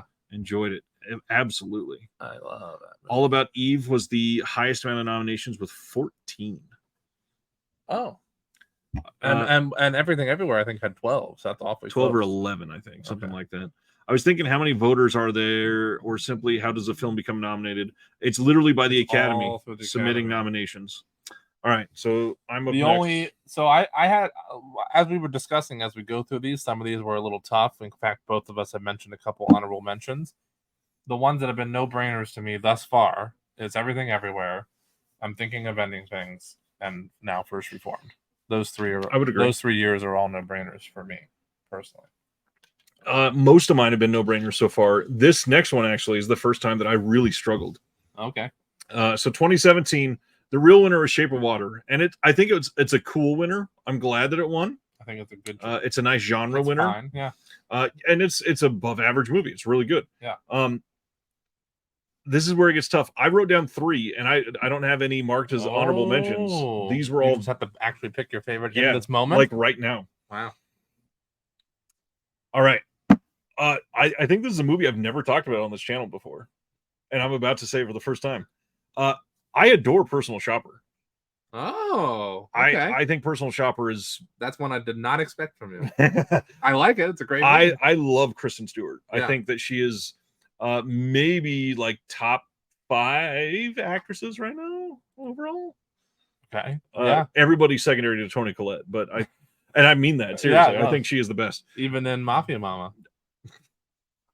We all make bad choices. But yeah, I think that Personal Shopper is a haunting film. I think that it is so low key that too many people in America have not seen it yet. Incredible release on Criterion. Check out Personal Shopper if you've never seen it. It is just crazy. It is a wonderful movie. It is emotional and sad and really well made. I will say the other 2 that were very close for me, which are very different from Personal Shopper. I got to go with Wind River. Yeah. I think is incredible. Wind River surprised me, to be honest. I was not expecting it to be that good when I saw it that year. And I saw it late. But then the last one, which is not surprising considering what we were just talking about, and you said this as a joke earlier, I actually loved Baby Driver. I know it's like I didn't say it as a joke. I like Baby Driver. When it was 2:30 in the morning last night, and you're like, well, 2017 Baby Driver. I love Baby Driver. Yeah, and yeah. I think for me it's because of the music aspect. Mm-hmm. I'm so in Edgar touch. Wright is really Yes. good at that with his Yeah. films. I'm so in touch with the music side that it was just incredible. I agree. All right. I agree with all that. Some comments before you go in. Video Store says 2017 was Get Out, hands down, one of the best films of that decade. Yeah, it's Out's top great. 5 for me. Yeah. Great one for Brad that. says Hot Summer Nights. I've not seen that. Was that Oh, was yeah, that Hot an Summer A24 title too? I think it only got like a DVD release. Yeah, it did only get a DVD release. I think it was A24, maybe. Zombies in My Arms says happy with Shape of Water, but my love for Kong Skull Island is immense and would have loved to see them. That would have been a wild pick. I love that movie. John Goodman. And John C. Reilly. Oh, yeah. 2017 is really tough, but I'll go with Phantom Thread. Phantom Thread's high up on my list. So is Lady Bird. Lady Bird was the other one from my top 5. I was going to mention that. Yeah. That's an honorable mention for sure. Personal Shopper is exquisite, says Stan. Tony says Shape of Water and Get Out equally. Mhm. Crocodile Craig. That was a weird way to say that. Deaf Crocodile. Crocodile Craig. Says Dunkirk. That said, I suspect the film loses a lot outside of 1570 millimeter and IMAX. It does, but it's still really good. I actually really enjoyed Dunkirk. As not a fan of war movies, that's my least favorite Nolan film, unfortunately. But I respect everybody else loving it. Stardust loved Shape of Water. Mhm. Ronnie says, I love Personal Shopper, so underrated, one of my all-time favorites. That's nice. Black Hollow Cage, second place in 20. Man, I haven't seen that one either. Yeah, I haven't seen that one either. Personal Shopper and Clouds of Sils Maria are fantastic Stewart films from the same director. Amen. Yep, Please. 100% agree. Both on Criterion. Shape of Water justifiably won, says Stan. Sivner, oh yeah, Wind River, definitely. Mhm. Baby Driver was entertaining. Detroit, that's a good one I wish I'd gotten a nom at the very least. Mhm.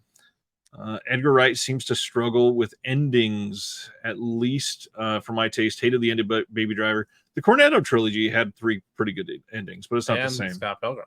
Oh, Scott That's Pilgrim's amazing. amazing. Yeah. But that was also from a source material. Yeah, so. that's true too. John Stumpf, he's over on the Kansas side. He's local too. Ah, If hi, the I don't know how to say that first word. Cashiers Without an S Do Cinema can make it their number 1 of 2017, then I can too. Twin Peaks: The Return. But wouldn't that technically be a limited series? Yeah. Not a movie. What is Cashiers Do Cinema or Cashiers? Yeah, that I don't know. Fell in love with Toni Collette in Muriel's Wedding. She's Yeah. incredible in it. Yep, 100%. Got to give some love to Happy Death Day. That would be a wild Oscar pick. I But love Happy I Death love Day. that movie I don't think so it would much. ever stand the chance at Best Picture, but I At love any nomination. But I love Happy Death Day too a lot. That's one of my favorites. We need to keep reminding everyone which film actually won in 2017. The Shape of Water won. Yes, Shape of Water won. Shape of Water won. Phantom Thread, Stan says, which is high up on my list as well. I says it's been growing on me since first seeing it. Okay. All right, what's your pick? Well, this was a real tough one. I also have a runner-up, but I had to go with Emoji Movie. No, just kidding. My pick, and then I'll say my runner-up because it was real tight on this one. My pick in one of my all-time favorite movies that is a very, very divisive film. I've seen people hate the guts out of this film, but my pick for this year is Mother. Oh, okay. You know what? That one is growing on me. Oh yeah, Yeah. I loved Mother. I stand by it. I love I love what it represents. I love what it's trying to say. I love the performances in it.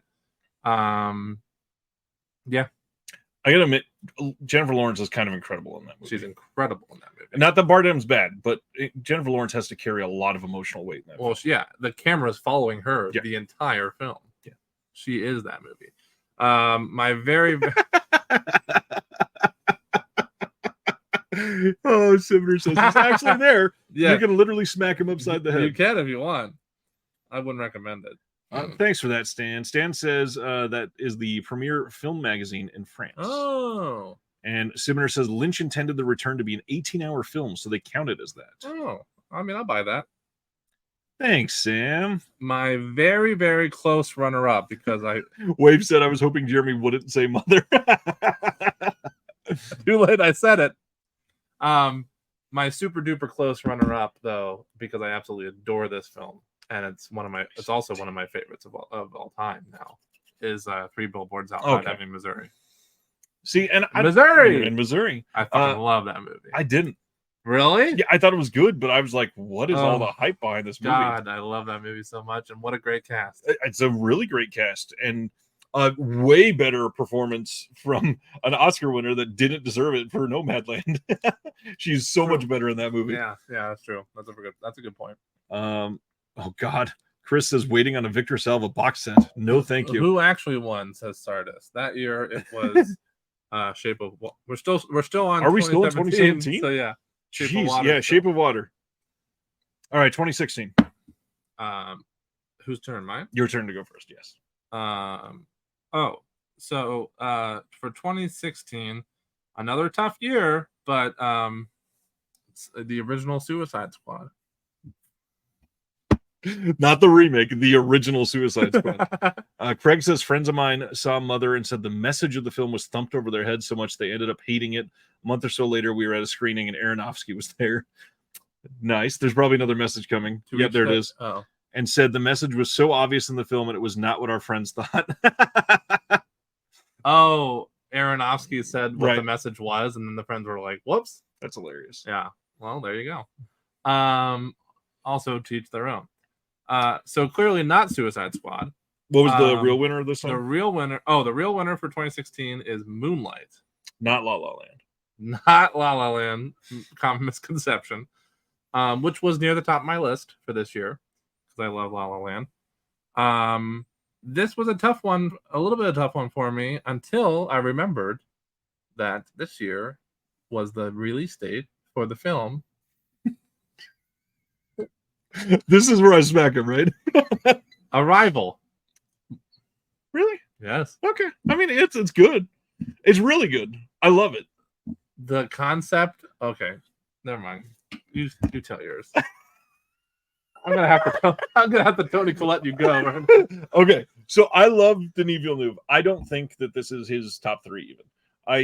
I really like it, believe me. And I think that As a Noam Chomsky linguistics studier, I'm not even joking right now. As a linguistics and philosophy student, the concept of the language aspect in this film of us versus aliens and unlocking other layers of your brain through language completely agree. blew me away. Yeah, it's Amy Adams was it's stunning. brilliant, and Amy Adams is incredible. I didn't like the ending. I didn't like a lot of like the dramatic reaches that they went through at the end. I felt like it lost some of the brilliance there. Okay.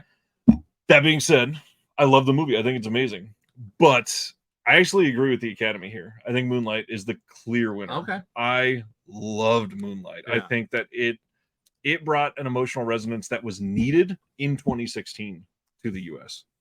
Dan is always on my side. Love that man. Let's see. Highlight that. I will. We got like 35 to go through first. Brad says everybody wants some, and Raw, 2 really good picks. Yeah, we're all super underrated. Carrie says in 2021, one of my theater rental double features was 3 Billboards and Christian F. Nice. You're cracking Paul up. They got it right with Moonlight that year, says Ronnie. I'm glad. I'm glad somebody likes it. I think you're hilarious. Paul says La La Land was still a great film. Agreed. Yeah. Handmaiden and La La Land off the top of my head. Handmaiden was up there for me too when I was trying to decide. Sardis still has to watch La La Land. Arrival is great, Kubrick-esque. Brad says Arrival is his number 3. Okay, great. And then Stan, I will highlight it, says, you're right, Jeremy. Arrival is brilliant. You're right. Yeah, I won't argue with you. But it's not in your top 5. No, it's probably top 5. It's just okay. I don't agree with it as the pick. You said just the way you said. No, really really threw me off. I didn't think for Denis Villeneuve, like we're not ranking him right now, which might be a future idea. Oh. But he's that. I don't think that one would be top 3 for me. No, Enemy's number 1 for you overall. Probably. God damn, that's a terrible choice. It's a great movie, but he has like 2 that are so much better than that. Are you thinking of Blade Runner? We're not going to talk right now. And we're not talking for the rest of the night. Get out. Carrie says 2016 is easily Raw, but no way would have ever gotten. No, not at all. Was going to say La La Land, but Raw is really aged. Raw is. I think it's actually better now than it was in 2016. True. Craig says didn't care much for Arrival. Okay, Craig. I still like you. Sibner says Hell or High Water, The Nice Guys, and The Autopsy of Jane Doe. 3 incredible movies. Yeah. I loved Hell or High Water. Yeah, all those are good. Video Store 2016 Oscars iconic moment. La La Land won Best Picture for 5 minutes. Yep, true. Happy Moonlight won, says Zombies Ate My Arm. Liked Hell and High Water more and wish Hail Caesar had gotten a nom. I hear that. Well, we don't know how I feel about Hail Caesar. Brad says Sicario. That is one of the 2 that I would say is much better than Enemy. I love Enemy. All right, we are going to Sicario is great. I forgot he did Sicario off the top of my head. So. Yeah, and that's the thing. He's done so many wide genres. Yeah, he really incredible. He really has. 2015, the real winner was Spotlight, which actually is a really great movie. Yeah, Spotlight's great. I love Spotlight. I think it was also really necessary for that time of that's true of the whole going through the Catholic Church. It was a good time for that to win. It really was. Yeah. I don't agree with it though. I don't agree with it. I think the obvious winner was Mad Max Fury Road. That movie. Oh! Anytime Mad Max Fury Road exists as a movie, it should win. That's a weird 100%. Not a weird pick. I just didn't expect that one actually. 100%. It's a great movie. That there's nothing that is even like within 10 points of that movie for 2015. I love Mad Max Fury Road. It is especially the black and white version. Yeah. God, Mad Max Fury Road is impossibly great. Okay. As you can see, I'm going. There's a little bit of a streak with me in my picks because I'm kind of going a little more the indie, underrated route. Oh, I noticed. So of course I went with the ridiculous 6. Ow, that almost hurt a lot. No, I chose The Witch for 2015. 2015. A great movie, which is a great film. An amazing directorial debut from Robert Eggers. And also shot beautifully, looks gorgeous, amazing performances. Yep. One of the first films we got introduced to Anya Taylor-Joy in. Just as an aside, as you're talking about that, I think this might be the best overall year for film that we've talked about tonight. 2015 is? Might be. Okay. Yeah. Like it has. Why? Because of things like Jupiter Ascending? Yes. Literally that movie alone. it enlightened us to a new. No, you could argue that there's like 9 movies that probably could have been contending, like actually contending, not nominated, but like actually deserving of it. Tough for me to pick this year. I agree. Yeah, love this one. The Witch is incredible. It's a very personal movie for me. Yeah.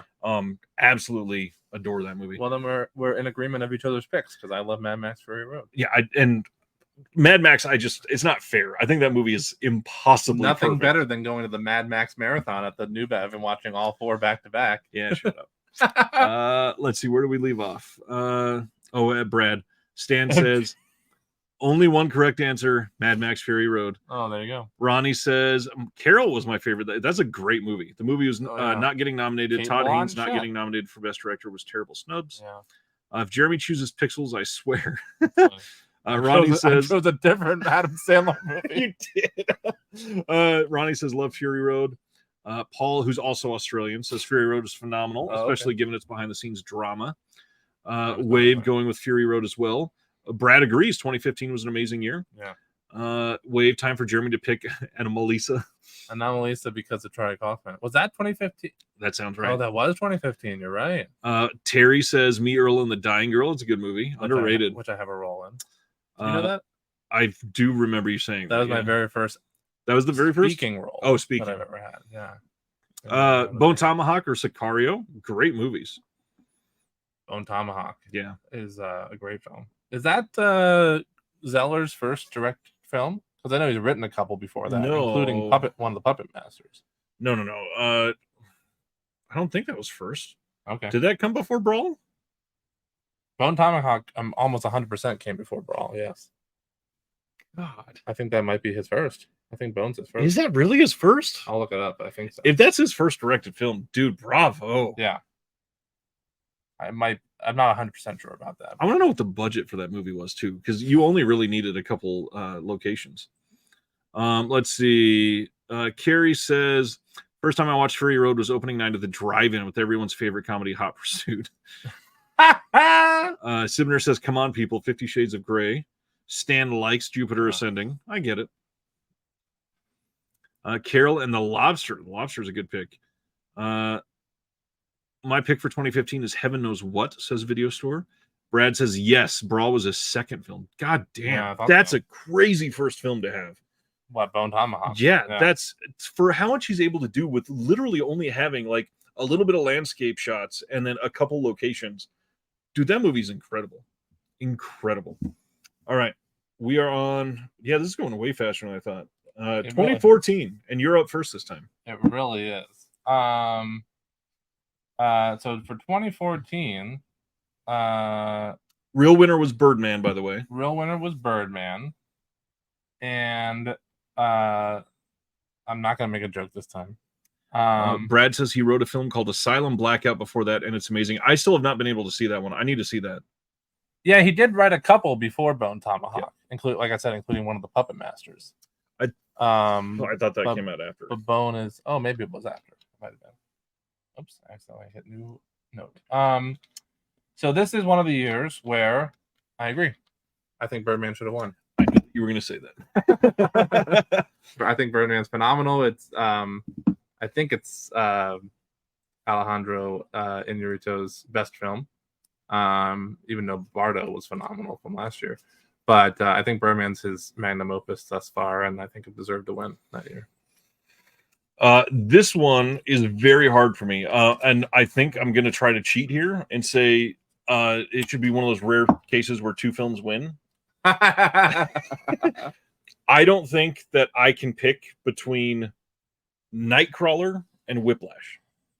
I think Whiplash. Honorable mention to Whiplash on my end. Whiplash for sure, based on the musical aspect for both of us. I love Whiplash. I think J.K. Simmons was fucking incredible in that movie. I hated him through the entire movie, which showed how great he played that. Yeah, he's phenomenal. But then Nightcrawler. There is so much depth in Nightcrawler that doesn't get talked about all the time. This movie is haunting. I think that Jake Gyllenhaal goes into a different place that never has he ever dove into except for one other film. And I loved him for that in this. So, yeah. One other film? I might talk about it in reference to something else in a minute. Okay. So, also, I have a beef with Nightcrawler that we'll have to talk about later. Is it LA based? Yeah. Okay. For some reason, I knew that just by looking at your eyes. That was weird. One of the perks of being in the room. 2014 Boyhood. I really love Boyhood. For great. me, it was easily top 5. Another honorable mention for me before you even continue with the things here is Love and Mercy. I think is super underrated. John Cusack is so good in that. No comment? I've never seen it. Birdman, I love and happy with that win, but also love not. Snowpiercer came out that year too. Wow. Damn. That was a good year too. Tough year. That awkward moment. 2014, I'd be giving Best Picture to either The Guest or Paddington. Says The Guest came out. Zombies Ate My Arm. That's a fun one. Would it be deserving for me? But Craig says, 2016, forgot about The Lobster. Yeah. Brad Henderson, The Treatment for 2014. Mm. I don't think I've seen that one either. Whiplash, Fury, Kingsman, Ex Machina. X-Men, Ex Machina is Machina. great. Wow, I forgot that was that year too. Off the top. of my 2015 was Whiplash for Craig. Paul says so good. KB says, give me Whiplash or The Imitation Game. Mm, I need to rewatch The Imitation Game. the Cobbler Uh, came out. I can easily choose between Nightcrawler and Whiplash. Why? They're both great. Interstellar, Force Majeure, and Whiplash. Worked on Birdman, played Birdman. That man is intense, not in a good way. Interesting. He stood in for Birdman. Oh, nice. Paul says we did a unit at university about media memory in which we studied Nightcrawler. That's incredible. That's cool. Loved Boyhood, says Wave. Forgot it was that year. Tony says Birdman and Mad Max Fury Road. Craig says I cleaned the scans on Boyhood, had no idea what it was I was working on. Then one day it hit me. Wait a freaking minute. That's the same kid. That's awesome.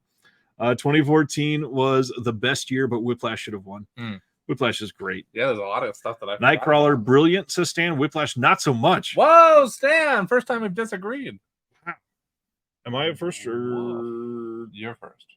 okay? So next is 2013. 2013. Yeah. 2013, Real Winner, 12 Years a Slave. Incredible movie. Incredible movie. I have no desire to watch again anytime soon. It's one of those, like, it hits you hard. And what's her name? It's on the tip of she won Best Actress. That's her. I think that's the film. Is it Viola Davis? No. It's the film that we introduced her to us, I believe. And I do really like her. Davis. Who is it in 12 Years a Slave? Why? I'm very tired. Are you? Yeah, I'm so tired. The only reason I'm energetic is because we're doing this. So no movies after this. We'll see. I might be able to watch 4 minutes.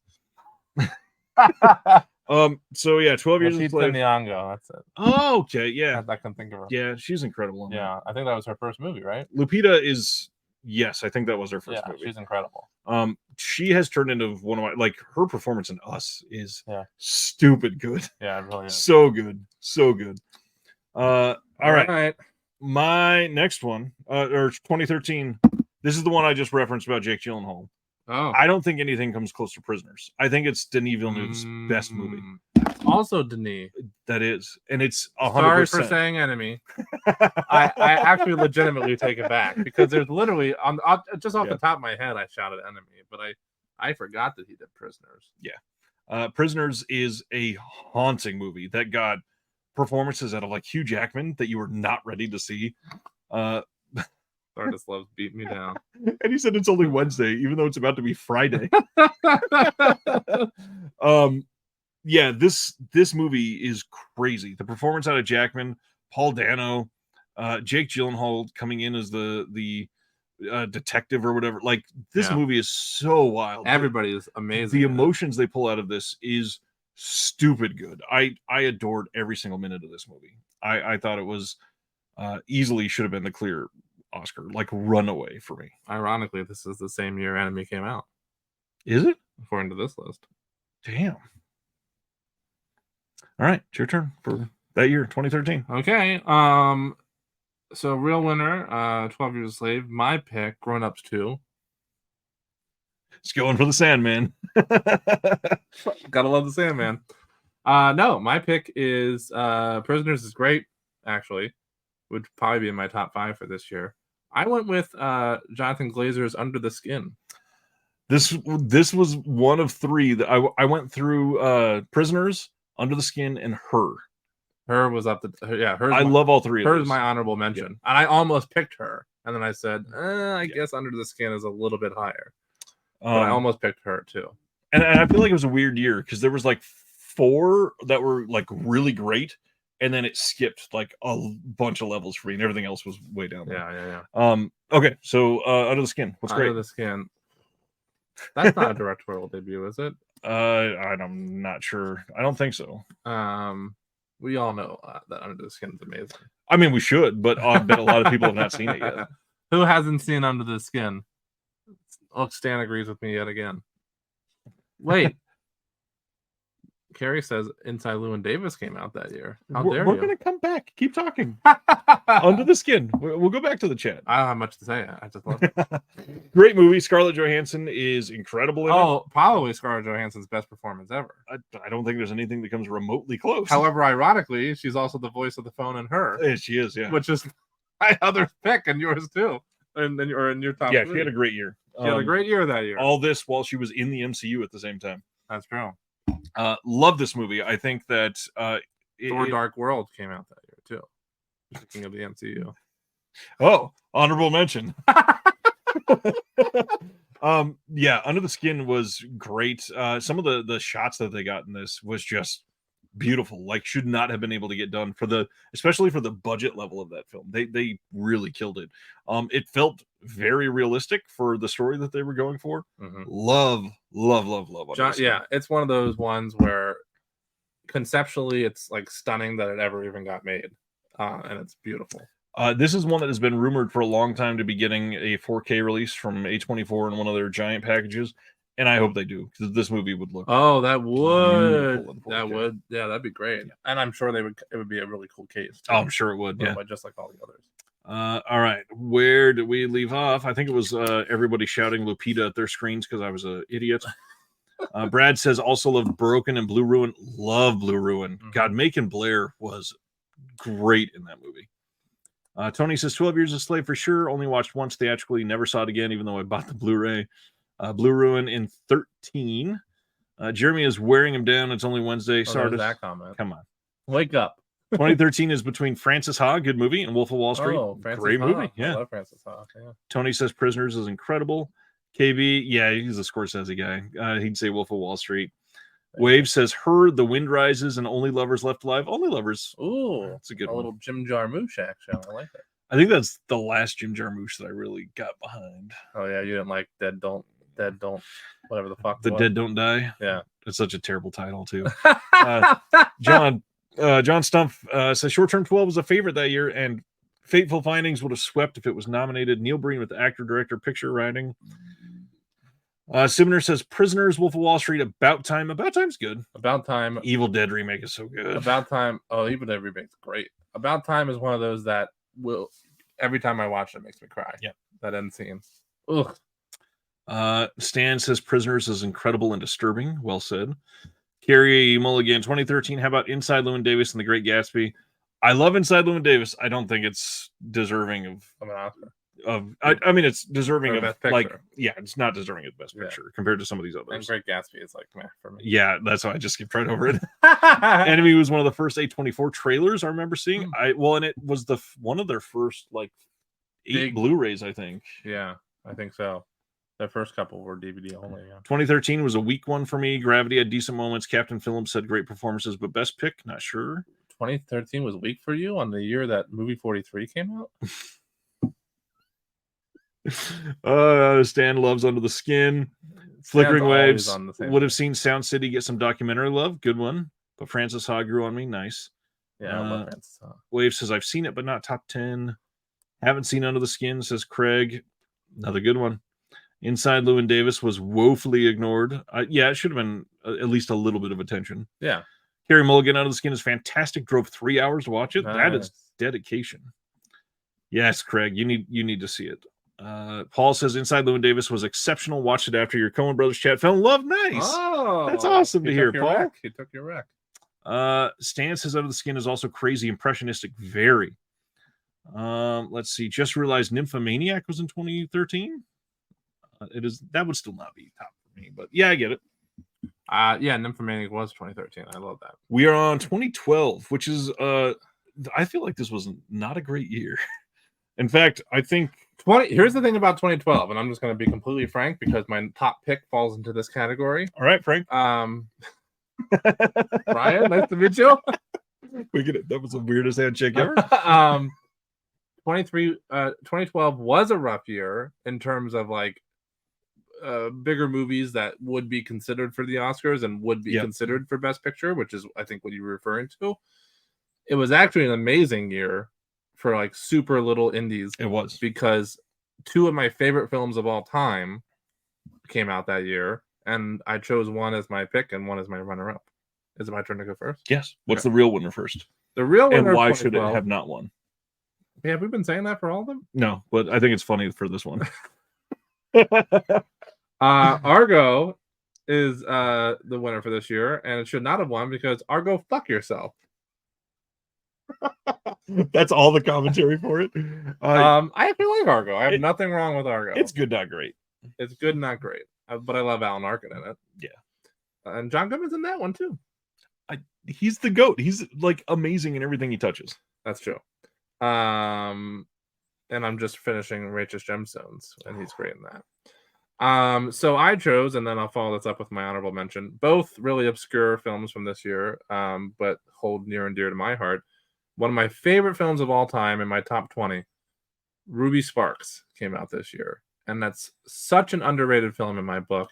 I think it's original. It's from the producers of Little Miss Sunshine. Paul Dano directed it. No, sorry. He did not direct it. But Zoe Kazan wrote it for them together. They were just a couple at the time. Now, of course, they're married. And probably my favorite married Hollywood couple after Kim and Kanye. But I love that movie. It's great cast. Elliot Gould. Elliot Gould's always amazing. And he's so good in it. Chris Messina. All kinds of. I just love this. I love this movie. It's one of my all-time favorites. And I remember when it came out. Actually, I did not see it in theaters, unfortunately, but I stumbled upon the Blu-ray. I was like, "Oh, this kind of looks fun," because the cover is really cool too. And I bought it on a whim. It was probably one of my first blind buys ever, to be honest, because I would have been fairly, I would have been in college. Yep. And took it home, and I just fell in love with it. So it remains one of my favorite movies to this day. Honorable mention, another one of my underrated gem favorites, Seeking a Friend for the End of the World, came out that year. And I adore that movie. That's another one where I cry at the ending every single time I watch it. So 2012, this was not difficult for me. I think this was Tarantino's year. I think Django Unchained deserved it. Okay. 100%. I can agree with that. I think Christoph Waltz put in a ridiculously great performance, and following up Inglourious Basterds with this was like, oh, okay, so he wasn't just one good character. Yeah. This guy's amazing. Yeah. Jamie Foxx, obviously masterful really in this. Yeah. Samuel L. Jackson is incredible. Little Leo cameo. Leo was amazing. It was a lot more than a cameo, but Franco Nero cameo. Let's talk about that. Oh yeah. This is such a really well made, this whole historical satire that he's doing. It's so fun just to watch. The entire story is fun. I don't really know that it was in the running. The only other thing that I had going for me, Seven Psychopaths. I also feel like he could have won that. There you go. Incredible movie. You think that's better than Three Billboards, I guess, in terms of yes, Mark McDonough films. I love Seven Psychopaths, so I'll agree with that. It's. I think Django should have won, but Seven Psychopaths is close. I agree with both your picks. Yeah, and I agree that everything we said was better than Argo. Fuck yourself. Oh, 100%. It's not even close to a question. All right, let's see where we were. Let's see. Video Store says 2012's win for Argo to be by far the worst Best Picture win in the history of the Academy. I don't strongly disagree. I'm not a huge Tarantino off the fan. Top of my head. Green Book. Yeah, that's much even worse. Past years are there's probably worse ones. Simner says end to watch for a good time call. Imposter and Jeremy the Liebschreiber Naomi Watts skit from movie 43 is hysterical. I honestly haven't watched it in so long. I remember liking the Chloe Grace Moretz one. Yeah. Zombies Ate My Arm says Tarantino should have won a bunch. Django Unchained easily the best. Terry says 2012 was weak. I'm trying to sift through a dozen picks. Interesting. The Master and Amour for 2012. Amour is great. And The Master. Stan says, I think 2012 was a weak year. And then KB says, I would have been happy with Skyfall. Lincoln is the better Oscar fodder, though. Interesting. Paul, Django Unchained, saw that in the cinema, and many audience members walked out and huffed and puffed, squealed at the blood. Come on, people. It's Tarantino film. What they expect. Agreed. Wow. Ruby Sparks, Zoe Kazan's never looked better, and they're not married, Jeremy. I think they're just living together. I heart Zoe Kazan. And they have a kid. They sure do. Not really a Best Picture. In some states, they you're legally married after you've lived together for a certain period of time. So they could legally be married, and we don't even know it, DC. But Craig loved Seven Psychopaths as well. It's a very great choice. Carrie Mulligan says The Artist, Nebraska, really good. We talked about that earlier today. Sure did. Hugo and Django were big standouts. This generation's Kurt and Goldie. Oh snap! Forgot the Master. Oops, most of those were 2011. Yeah, I thought so. Django was certainly the best film of that year. I wish Tarantino could hold back his bloodlust. That ending of Django was absurd. I liked the bloodlust. I know. I love it. Stan says The Impossible was quite moving. Carrie says Silver Linings Playbook. I did not like that much. Oh yeah, Crash. That's probably the worst Best Picture winner. Oh, that one Best Picture. Yes, it sure did. Remember. All right, we are at 2011. It's your turn. This is another one that was not a great year, in my opinion. The winner was not good. I don't think it was a super year overall. Kind of a rough pick for me. The Artist one. It was a very Oscar Beatty type film, I guess. Yeah, it really, really was. The only thing that really sticks out to me is Drive, but I don't even think that deserves it, really. Drive was one of my honorable mentions. I have 3 honorable mentions on this year. Maybe I'm forgetting something, and I'll go with one of your picks because Drive is meh. I like Drive a lot. I don't know if it would have won Best Picture or if it should have won Best Picture, but I like the film a lot, so therefore it was one of my. Take Shelter. That might be a good answer. Take Shelter is great. You want me to go with mine? Yeah, go ahead. My pick for this year, and my actual favorite Lars von Trier film is Melancholia. Okay, I see that. So I chose Melancholia. Close runner-ups were Drive, The Skin I Live In, which is a great Pedro film. That was 2011? Sure was. Okay, that's my pick. I love The Skin I Live In. Yeah. And we need to talk about Kevin, another great Lynn Ramsey film. That is a great movie. So those are my 3 runner-ups. Okay, those are good. I'll go with The Skin I Live In. I will champion this film till the day I die. Yeah. I think it's an incredible, really great. Like there's social commentary on the medical field, on trans identity, on gender identity, on control and consent, on so many different things in this movie. Love. Yeah, love The Skin I Live In. So do I. I just like Melancholia a little bit more. All right. So I made that my pick. John says 2011 is also a poor year. Ronnie says Pariah, Weekend, and Tomboy are my favorites. John says, having seen 75% of all the Best Picture nominees of all time, no, Argo definitely isn't the worst, especially when Crash, Broadway Melody of 29, and Tom Jones exist. Yeah, and don't forget Green Book. But Argo is far from the worst. Take Shelter is great. That's a good pick. No, Take Shelter is great. For 2011, give me Hugo, The Help, or Drive, says KB. Video Store Review, Best Picture could have gone to Margaret. Terry says Searching for Sugarman and Shut Up and Play the Hits are 2 of my favorite music docs, but I can't disagree with some of the mentions here. Carrie says Shame. Stan says Attack the Block. I love Attack the Block. I have an Attack the Block shirt right in that closet now. I do also love Attack the Block. Kill List. Love Kill List. Great movie. Kill List is good. Sarda says Searching for Sugarman was an incredible doc.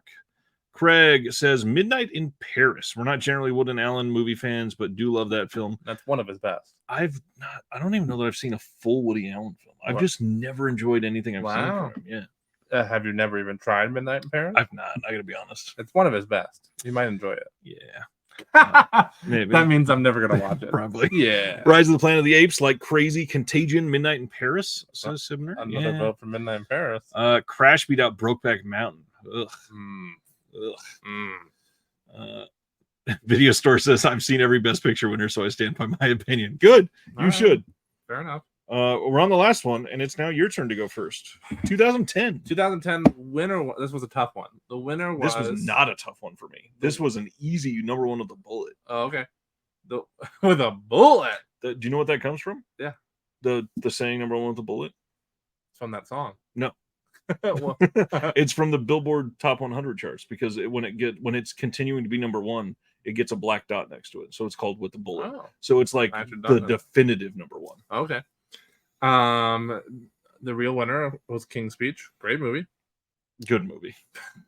Love Colin Firth. Colin Firth was great in it. The movie is not a great movie. It was very Oscar baiting. Yeah, very Oscar baiting. My pick is. Please be the right choice here. A Serbian film. I had to squeeze one more. Somewhere John Peters is very I had happy. to squeeze one more in before we wrapped up. No, it's my second favorite movie of all time, so I had to pick You it. did not pick the right one then. Scott Pilgrim versus the World, with a very, very, very close follow-up runner-up of Black Swan.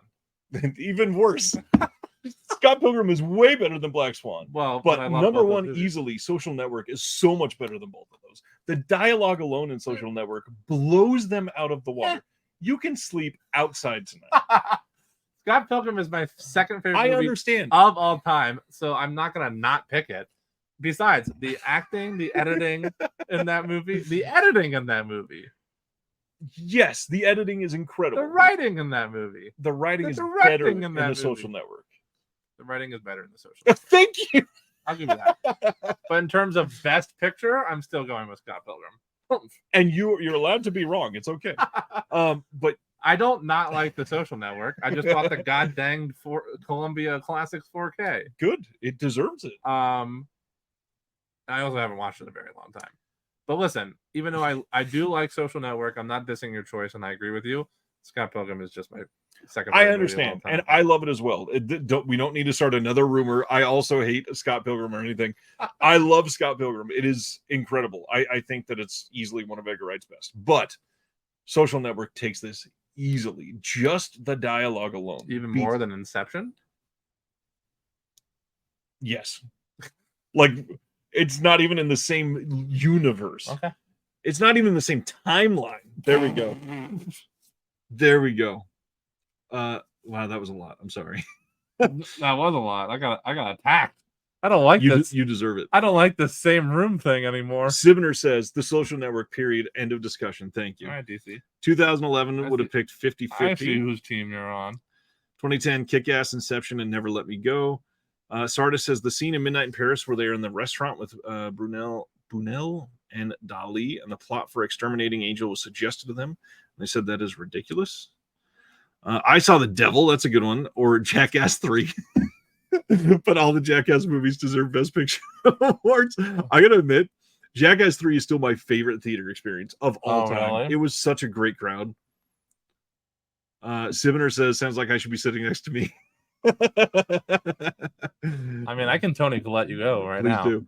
2010, KB says Scott Pilgrim or The Social Network. Also, The Town is really The good. town is good. Really Better good. than Argo in terms of Ben Affleck. 100%. Like, not even Ben close. Affleck directed. Video Store says, I'll agree. I think The Social Network should have won. Craig says, Inception surprisingly holds up. It's a good movie. I'm not taking that away. Do you actually think The Social Network should have won over like Hot Tub Time Machine? Like, eked out. Movie. Yes, it holds up. It's Inception honestly still looks great too. Polanski's The Ghost Rider is great, says Tony. Ronnie says, I can't believe Ryan hates Scott Pilgrim so much. Fucking hell. Here we go. Man, what a It's bummer. up there with Burgers. Ooh, He hates Tony has Burgers? a point. That one was great. Burgers, Big Lebowski, and Scott Pilgrim. Wave says the You Step monster. For sure. Not close. Sorry, Ryan. Well, you can be wrong too, Wave. It's all right. Craig, Ryan, you need to seek out all of Aaron Sorkin's films. If you, Aaron Sorkin wrote some great dialogue too. Yeah, He sure did. He always does. Craig says, "Don't diss Hot Tub Time Machine." Hey, I actually love Hot Tub Time Machine. The first one was fun. The second one was never should have been made. No, the second one wasn't needed necessarily. This was a lot of fun in person.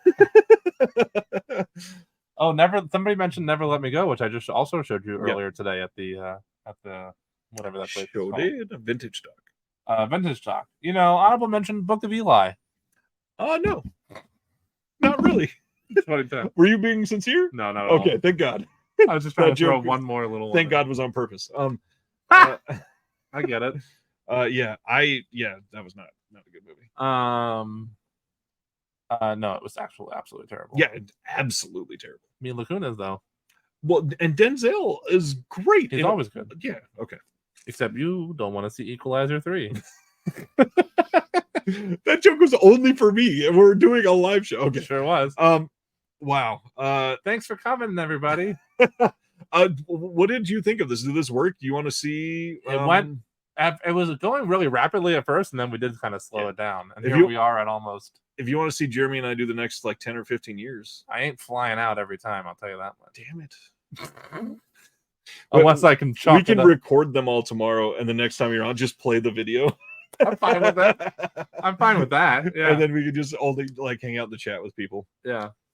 I had a lot of fun with that one. I hope everybody enjoyed it. Yes, Sorkin wrote The Social Network. He sure did. Carrie says Magic Mike is my favorite theater experience. It was a sold out crowd who reacted in a way that made me feel like I was at the club. That's great. KB says next time give Jeremy one of my adult diapers that allow me to sit there for 6 hours uninterrupted. Favorite Once theater? again, I don't need to break the record because I hold the current record. Yes. Which is why I wasn't pushing for that tonight. Favorite theater experience might be South Park, bigger, longer, uncut from Craig. Interesting. That's an interesting choice. Tony says it was great. Sibner says best theater going experience is a tie between a late night showing of Mulholland Drive or the advanced screening of Borat. Seeing Borat without hearing anybody else tell you what Borat is, I bet that was an incredible experience. Yeah. I love that. Stan says only live co-host from now on. Oh my gosh, that's expensive. And you got to pay for everybody. Yes. Social Network is the 5th best Fincher film now that I'm looking at the filmography. Honestly, I love Fincher. I wouldn't necessarily argue with that. Yeah, I'd have to actually look at his filmography to see if I agree or not. Sibner says, okay, we can't end this night without asking why KB has adult diapers. He was talking about me having adult diapers. KB was saying, I sit here for 6 hours. I do not. KB has stood in this room. Oh, you know what? Okay. Never mind. What? I actually really love Let Me In, the remake of. Oh, it was great. Yeah, it's really good. That was from 2010. I left that on the screen for far too long. About the adult diapers? Yep.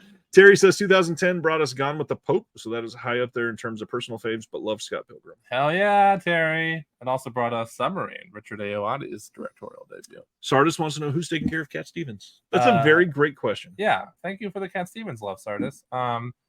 She is being lovingly taken care of by my best friend and roommate, Edward Terry. Edward Terry. He's matured since I met him. He's not Eddie anymore. Yeah, well, he's grown up. It's been a whole year. It's been a whole year and a couple months. You know what's funny is I don't know, maybe it's not funny, but they when we moved in almost 9 years ago, they thought, for some reason, our building manager doesn't speak English very well. They thought Eddie's when Eddie put his name was Eddie, they thought it was his last name for some reason. Anyways, long story short, the mailbox says Long Edwards. So somebody out there clearly thinks that his name is Eddie Edwards. Just so you know. Craig says I was in pain with laughter during the South Park screening. John says live co-host. I mean, I'm like only 18 minutes away. Honestly, if I did live co-host, I would have to choose from like 5 ever because they're all within a couple hour drive. Yeah, and I'll fly back out.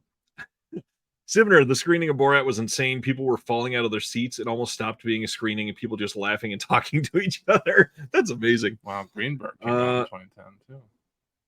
Yeah. KB, best theater experience, advanced screening of Kingsman with Sam Jackson in the crowd. Nice. Ryan, why do I have adult diapers? I definitely do not. KB, best theater experience. No more rumors that are fake. If you make me a burger on Monday, I'll put them all to bed. What a bribe. That was a weird bribe. Best theater experience in advanced screening Kingsman with Sam Jackson. I just read that, but you were fixing your spelling. Thank you. Terry, I thought I was going to die when the second song of the South Park musical plays from laughing so hard. That and the opening scene from Kung Pao. Yeah. Kung Pao's fantastic. Great. Yeah, that's a great one. Honorable mention to Gulliver's Travels. No. From 2010. No. All right. Oh, actually, I forgot Beyond the Black Rainbow came out that year. Craig says, I just received a Deaf Crocodile shop order from the website with the note attached that says, place a delicate kiss upon mine package, mayhaps. Our fans are getting intense. Wow. Similar, maybe when Ryan eats burgers, he needs an adult diaper afterward. Wow. And that's why he hates Inception. Thanks, Sibner. Eddie hates Scott Pilgrim. 89 Batman was a great theater experience. Because it was brand new type. I'm scrolling through 2010 since it was our last year, and I want a actual real honorable mention for Rubber. That's a good movie. I like Quentin Dupieux. Not best picture. No. Best theater experience 2001: A Space Odyssey revival at the Cinerama Dome. That's cool. Flip is here. What a mystery guest. Weird Al. Hey, that's Dave Grohl to you. Yeah. Shut up, Arnie. I love that Flip came in at the last possible second, right when we were about to sign off. Even when we Oh. made jokes about him earlier. Yeah, we did make jokes. At your expense, Flip. Jeremy's going to be talking about his workout routine for the next 48 minutes. Even when you weren't here, I still bust on you. This has been a lot of fun. Thank you guys for hanging out. Do want to shout out Only 3.5 hours. Oh wow. Wow. Next week, again, lots going on. Tuesday, live show Mondo Macabro, 8:30. Why did I start with 8:30? 9:30 p.m. Eastern, 6:30 Pacific. Thursday, 9:30 Eastern, 6:30 Pacific. Deaf Crocodile and Will be here. I don't think there's any more live shows, and I'm not putting up an interview on Monday because Mondo Macabro is coming on Tuesday. So that's taking the place of the interview this week. There's other stuff hopefully happening that you will see coming out next week. I can't wait for next Thursday.